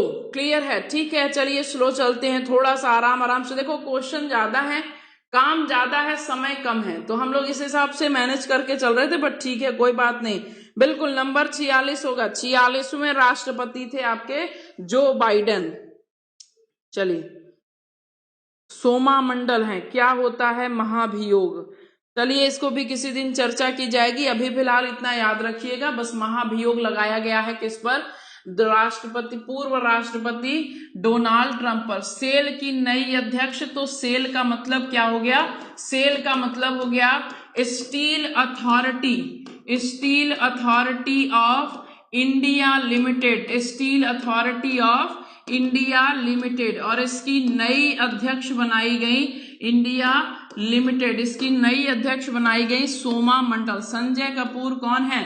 संजय कपूर कौन है? जल्दी से बताइए। संजय कपूर तो शतरंज महासंघ के अध्यक्ष हैं संजय कपूर, नए नियुक्त हुए हैं, इनको भी भूलना मत। ऐसा नहीं कि क्वेश्चन में ऑप्शन में आ गए थे तो इसलिए मैम ने बता दिया, ऐसा कुछ नहीं। हमने पहले ही बोला कि जो भी हम बात आज करेंगे, जो भी हम ऑप्शन क्लियर करेंगे, सब जनवरी से संबंधित है। शतरंज महासंघ के अध्यक्ष अभी हाल में बने संजय कपूर। देखिए हिमा कोहली का नाम आ गया ना, और अभी हम लोगों ने बोला था तेलंगाना हाई कोर्ट की चीफ जस्टिस हैं कौन? हिमा कोहली। ठीक है, तो ये हो जाएगा क्वेश्चन नंबर 27 का option D is the right answer. 27 का option D is the right answer. ठीक है, चलिए बस, ठीक है, आगे बढ़ेंगे नेक्स्ट क्वेश्चन की तरफ। Question number 28, Khelo India Zanskar winter sport and youth festival कहाँ आयोजित किया गया? गुलमर्ग में, पंचकुला में, लद्दाख में या पुणे में? गुलमर्ग में, पंचकुला में, लद्दाख में या पुणे में? खेलो India Zanskar winter sport and youth festival Ladakh के कारगिल जिले में आयोजित किया गया, लद्दाख के कारगिल जिले में आयोजित किया गया। और इसी आप कह सकते हैं इसी फेस्टिवल के अंतर्गत आइस हॉकी चैंपियनशिप भी हुई, इसी फेस्टिवल के अंतर्गत आइस हॉकी नामक चैंपियनशिप भी हुई, जिसके अंतर्गत विजेता कौन रहा? तो आइस हॉकी चैंपियनशिप के अंतर्गत विजेता रहा कौन? ITBP। कौन विजेता रहा? ITBP। तो कहां पर आयोजित किया गया? खेलो India Zanskar winter sport and youth festival Ladakh के कारगिल जिले में, और इसमें आयोजित होने वाले आइस हॉकी चैंपियनशिप में आपके ITBP ने जीत हासिल की। ठीक, ITBP ने जीत हासिल की। क्वेश्चन नंबर 28 का option C is the right answer. आइए नेक्स्ट की तरफ बढ़ेंगे, क्वेश्चन नंबर 29। नेक्स्ट क्वेश्चन की तरफ बढ़ेंगे, क्वेश्चन नंबर 29। ठीक है, चलिए, IITBP नहीं, ITBP। Okay, question number 29, Dhaka marathon 2021 में प्रथम स्थान प्राप्त करने वाली महिला का संबंध किस देश से है? ढाका मैराथन 2021 में प्रथम स्थान प्राप्त करने वाली महिला का संबंध, और ढाका कहां पर है? बांग्लादेश की राजधानी है, और बांग्लादेश की इस राजधानी के अंतर्गत ढाका मैराथन आयोजित किया गया, जिसके अंतर्गत महिला वर्ग में जीतने वाली महिला खिलाड़ी का संबंध किस देश से है? ऑस्ट्रेलिया से, मोरक्को से, अबू धाबी से या केनिया से? कहां से हैं भाई? ढाका मैराथन की महिला कहां से हैं? चलिए, उपेंद्र कुमार कह रहे हैं कि रोज क्लास चलती है, ये तो आज मैराथन है ना। मैराथन क्या कह ले तो ये एक कह सकते हैं रजत भाई की लैंग्वेज में ताबड़तोड़ रिवीजन है, तो ऐसा कुछ नहीं है। सुबह आपकी 6 बजे करंट की क्लास चलती है, एज यूजुअल पर डे ये क्लास होती है और उसमें आपको डेली के करंट अफेयर रिवाइज किए जाते हैं। ये क्लास आपकी कंप्लीट जनवरी के रिवीजन के लिए रखी गई है। हम लोग हर एक संडे को रिवीजन करते हैं और करते रहेंगे। तो आज हम लोगों ने एक स्पेशल क्लास जनवरी के लिए रखी है। ठीक, चलिए क्या आ रहा है? मोरक्को। मोरक्को आ रहा है। तो देखो सही आंसर लोग मोरक्को दे रहे हैं। मोरक्को के हिचम लिखोई, क्या नाम है? हिचम लिखोई हैं। और ये कौन है? ये पुरुष वर्ग में जीतने वाले खिलाड़ी हैं। ये इन्होंने पुरुष वर्ग में जीता है। और मोरक्को के क्या है? हिचम लिखोई नामक एथलीट, जिन्होंने ढाका मैराथन 2021 में पुरुष वर्ग में प्रथम स्थान प्राप्त किया। महिला वर्ग की बात कर रहा है तो महिला वर्ग में एंजेला जिम, क्या नाम है? एंजेला जिम, जिनका संबंध केनिया देश से है और इन्होंने महिला वर्ग में प्रथम स्थान प्राप्त किया। महिला वर्ग में प्रथम स्थान प्राप्त किया। पुरुष वर्ग में हिचम लिखोई मोरक्को, एंजेला जिम क्या नाम है? महिला वर्ग में केन्या से जीतने वाली महिला खिलाड़ी है। महिला खिलाड़ी है। क्लियर है? क्लियर हो गया। ढाका मैराथन 2021, ढाका मैराथन 2021 कब आयोजित की गई? 10 जनवरी को आयोजित की गई। 10 जनवरी को आयोजित की गई। आइए next question number 30, border Gavaskar trophy, क्या नाम है? क्या नाम है? बॉर्डर गावस्कर ट्रॉफी में विजेता टीम का नाम बताइए। विजेता टीम का नाम क्या है? विजेता टीम का नाम क्या है? देखो, अमेरिका, ऑस्ट्रेलिया, दक्षिण अफ्रीका। अगर हम लोग देखें तो बॉर्डर गावस्कर कौन है? एक खिलाड़ी है जिनका नाम है एलन बॉर्डर, क्या नाम है? Allan Border. और एक खिलाड़ी है जिनका नाम है सुनील गावस्कर, क्या नाम है? सुनील गावस्कर। तो इन लोगों के नाम से मिलाते हुए एक गेम बना दिया गया, ट्रॉफी बना दी गई। और एक ट्रॉफी संबंधित होगी किससे? क्रिकेट से, क्योंकि सुनील गावस्कर तो पता ही होंगे किससे संबंधित है? क्रिकेट से। सुनील गावस्कर संबंधित हैं भारत से और एलन बॉर्डर संबंधित हैं ऑस्ट्रेलिया से। तो गेम आयोजित जो हुआ इस चैंपियनशिप के लिए वो किसके किसके बीच में आयोजित हुआ? Bharat versus Australia. इसमें जीता कौन? तो जीतने वाली टीम का नाम क्या है? भाई ऑब्वियस सी बात है, कौन जीतेगा? भारत जीतेगा। तो भारत ने जीता ये ट्रॉफी। क्या नाम है? Border Gavaskar trophy. Border Gavaskar trophy Allan Border और सुनील गावस्कर के नाम पर इस प्रतियोगिता का या इस चैंपियनशिप का नाम रखा गया है, जिसमें ऑस्ट्रेलिया को हराकर भारत ने यह ट्रॉफी जीत ली। क्वेश्चन नंबर 30 का option C is the right answer. आइए क्वेश्चन नंबर 31 की तरफ चलेंगे। भारत फ्रांस वायुसेना अभ्यास कहाँ आयोजित किया गया? भारत फ्रांस वायुसेना अभ्यास कहाँ आयोजित किया गया? देखो ये क्वेश्चन रिपीटेड है। अब देखते हैं कितने लोग इस प्रश्न का जवाब दे पाते हैं। बस क्वेश्चन रिपीटेड है, हम ये कहेंगे प्रश्न को थोड़ा सा पलट दिया गया। अभी हमने आपसे पूछा था ये क्वेश्चन, अब दोबारा से दूसरे तरीके से आपके सामने है। जल्दी से बता दो। देखिए सबसे पहले सब जवाब कौन देता है? सबसे पहला जवाब कौन देता है? सुष्मिता दुबे कह रही हैं राजस्थान, प्रियंका वर्मा बोल रही हैं राजस्थान। बिल्कुल राजस्थान के साथ बहुत सारे लोग जा रहे हैं। बिल्कुल सही जवाब है, वेरी गुड, सही जवाब है। Rajasthan is the right answer. Rajasthan is the right answer. ठीक, Rajasthan is the right answer. Bharat और फ्रांस का वायुसेना अभ्यास कहां पर आयोजित किया गया?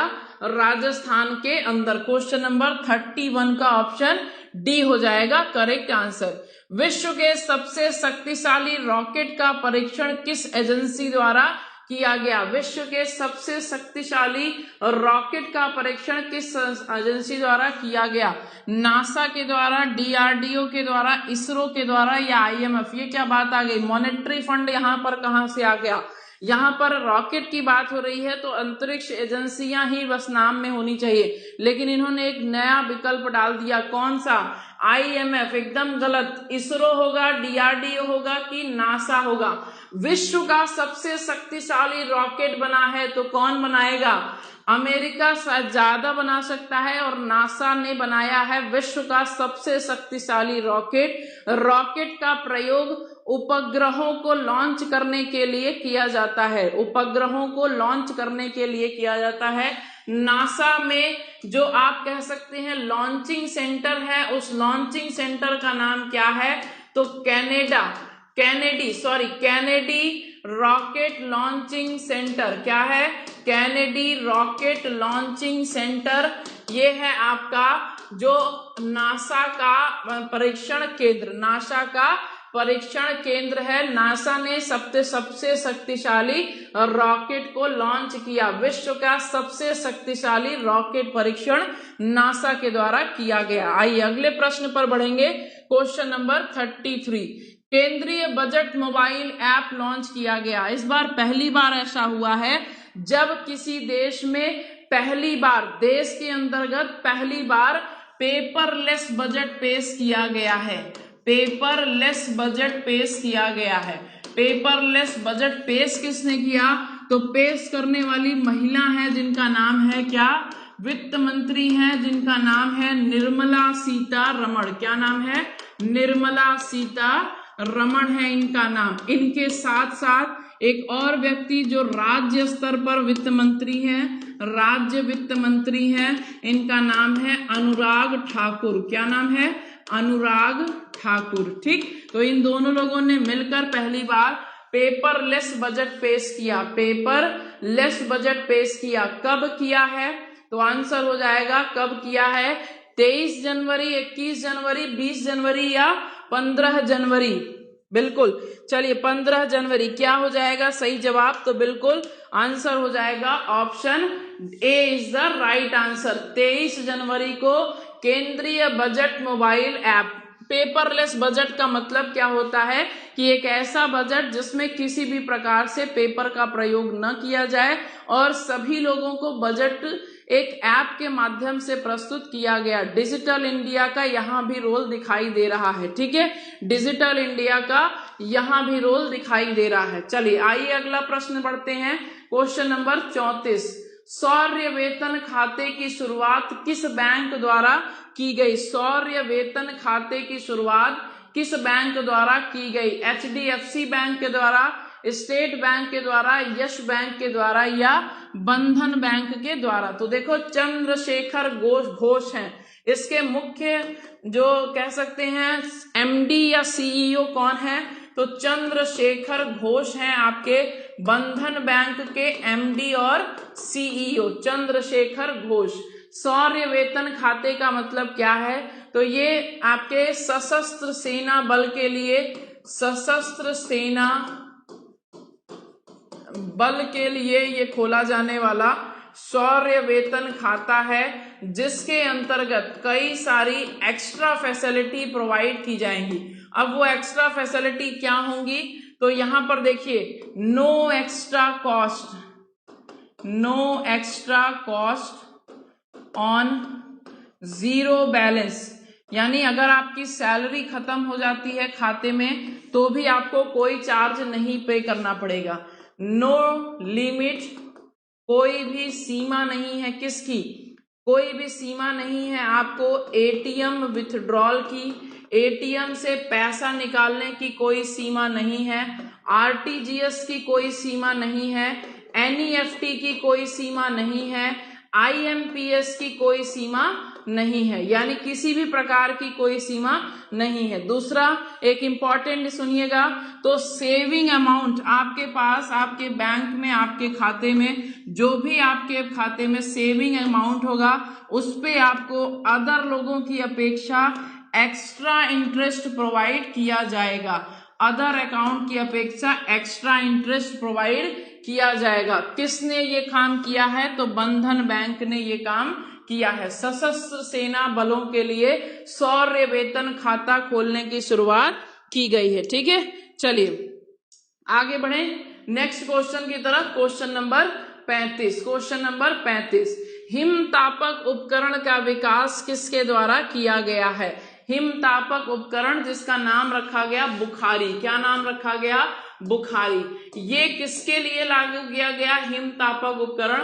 तो ITBP के जवान, ITBP के जवान जो काफी ऊंचाई पर काफी ज्यादा लो टेम्परेचर में हमारी सुरक्षा करते हैं, उनके लिए एक ऐसा कमरा बनाया जाएगा जिसके अंतर्गत आप कभी भी, जैसे हम नहीं, आईटीबीपी के जवान कभी भी जाकर अपने आप को सामान्य तापमान में ला सकते हैं। तो सामान्य तापमान में लाने के लिए एक हिमतापक उपकरण बनाया गया। एक तरीके का ये एक कमरा है जिसका नाम दिया गया है बुखारी, और इसको निर्मित किया गया है डीआरडीओ के द्वारा। किसके द्वारा? डीआरडीओ के द्वारा। आईटीबीपी के जवानों में तापमान सामान्य करने के लिए एक प्रकार का उपकरण है जिसका नाम है बुखारी। ठीक है, option A is the right answer. Clear? आइए आगे बढ़ेंगे क्वेश्चन नंबर 36 की तरफ।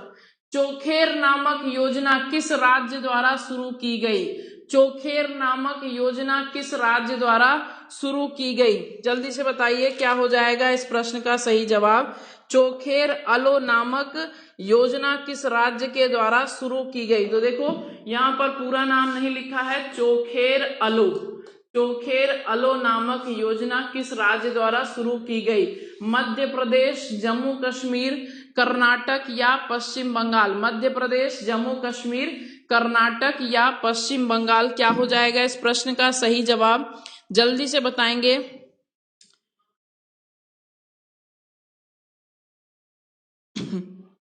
चलिए देखिए इस प्रश्न का सही जवाब क्या हो जाएगा।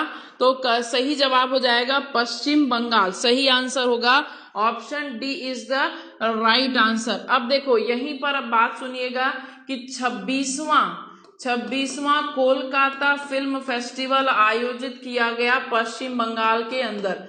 26वां कोलकाता फिल्म फेस्टिवल आयोजित किया गया है पश्चिम बंगाल के अंदर।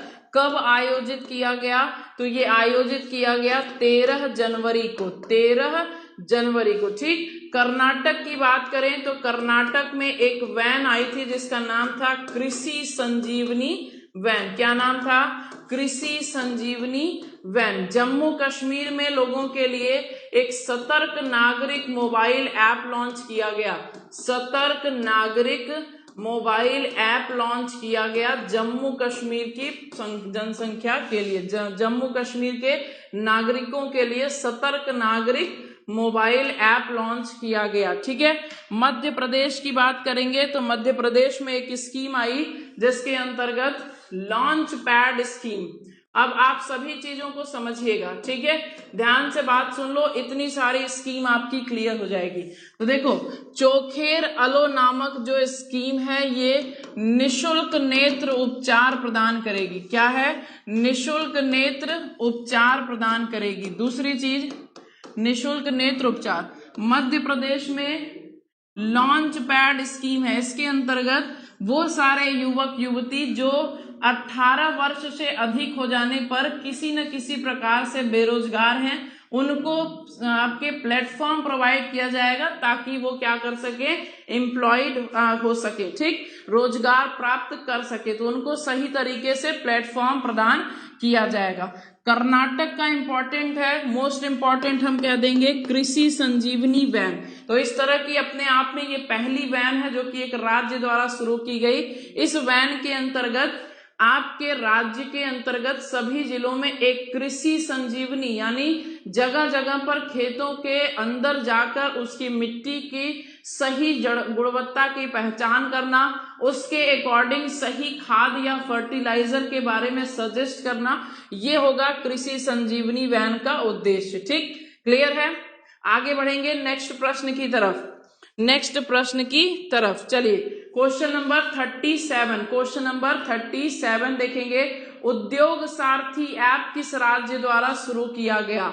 उद्योग सारथी ऐप किस द्वारा, ऐप के राज्य के द्वारा शुरू किया गया?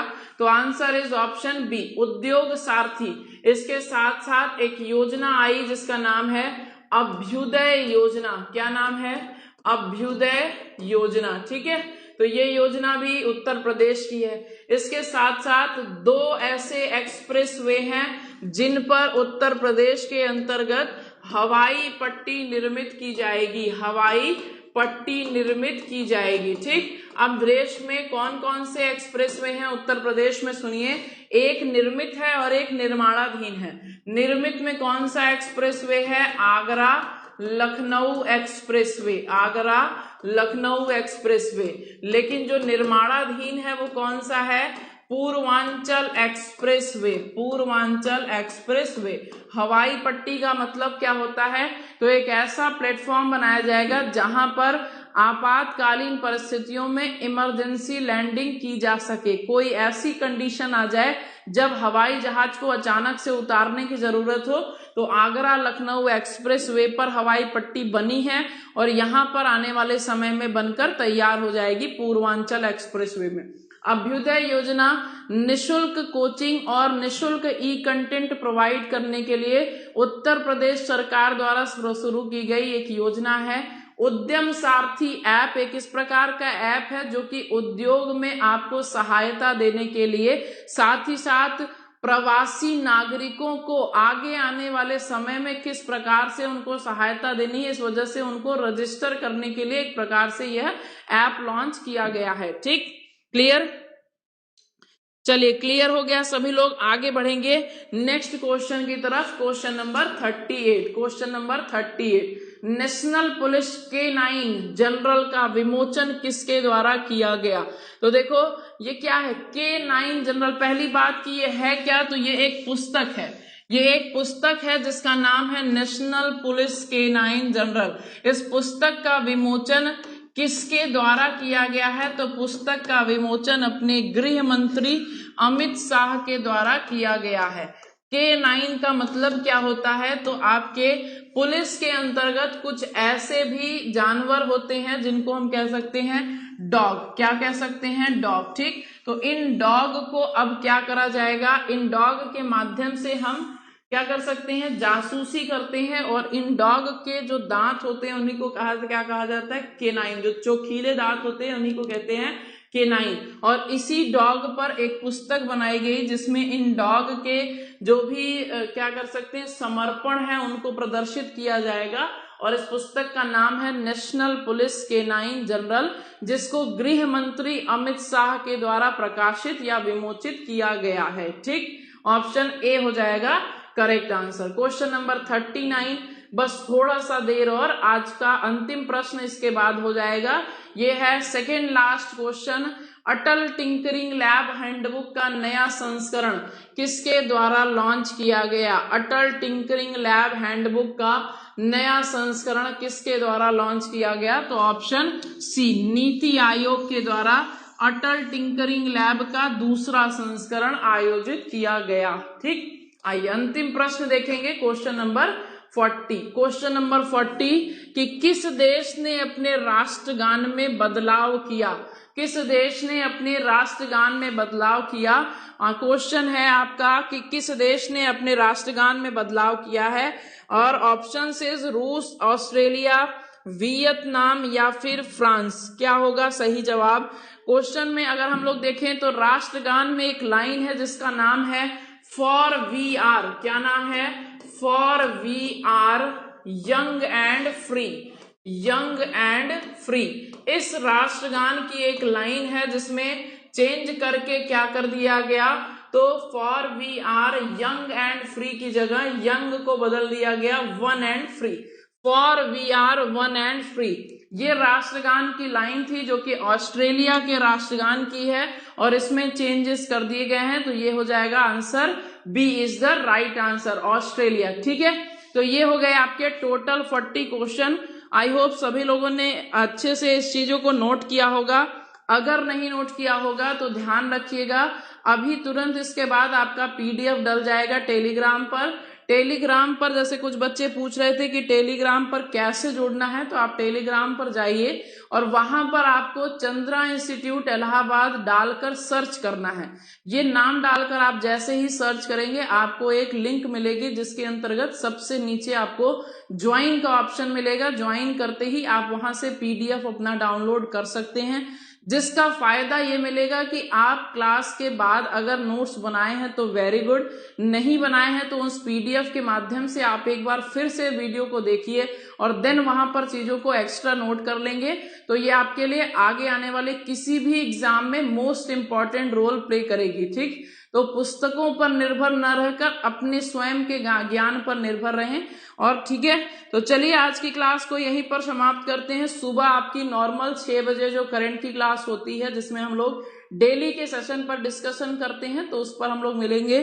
तब तक के लिए सभी लोगों का धन्यवाद। एक बार जरूर कमेंट करके बताइएगा, एक बार जरूर कमेंट करके बताइएगा कि कैसी रही आज की क्लास। ठीक है, चलिए धन्यवाद सभी लोगों का। Have a good night.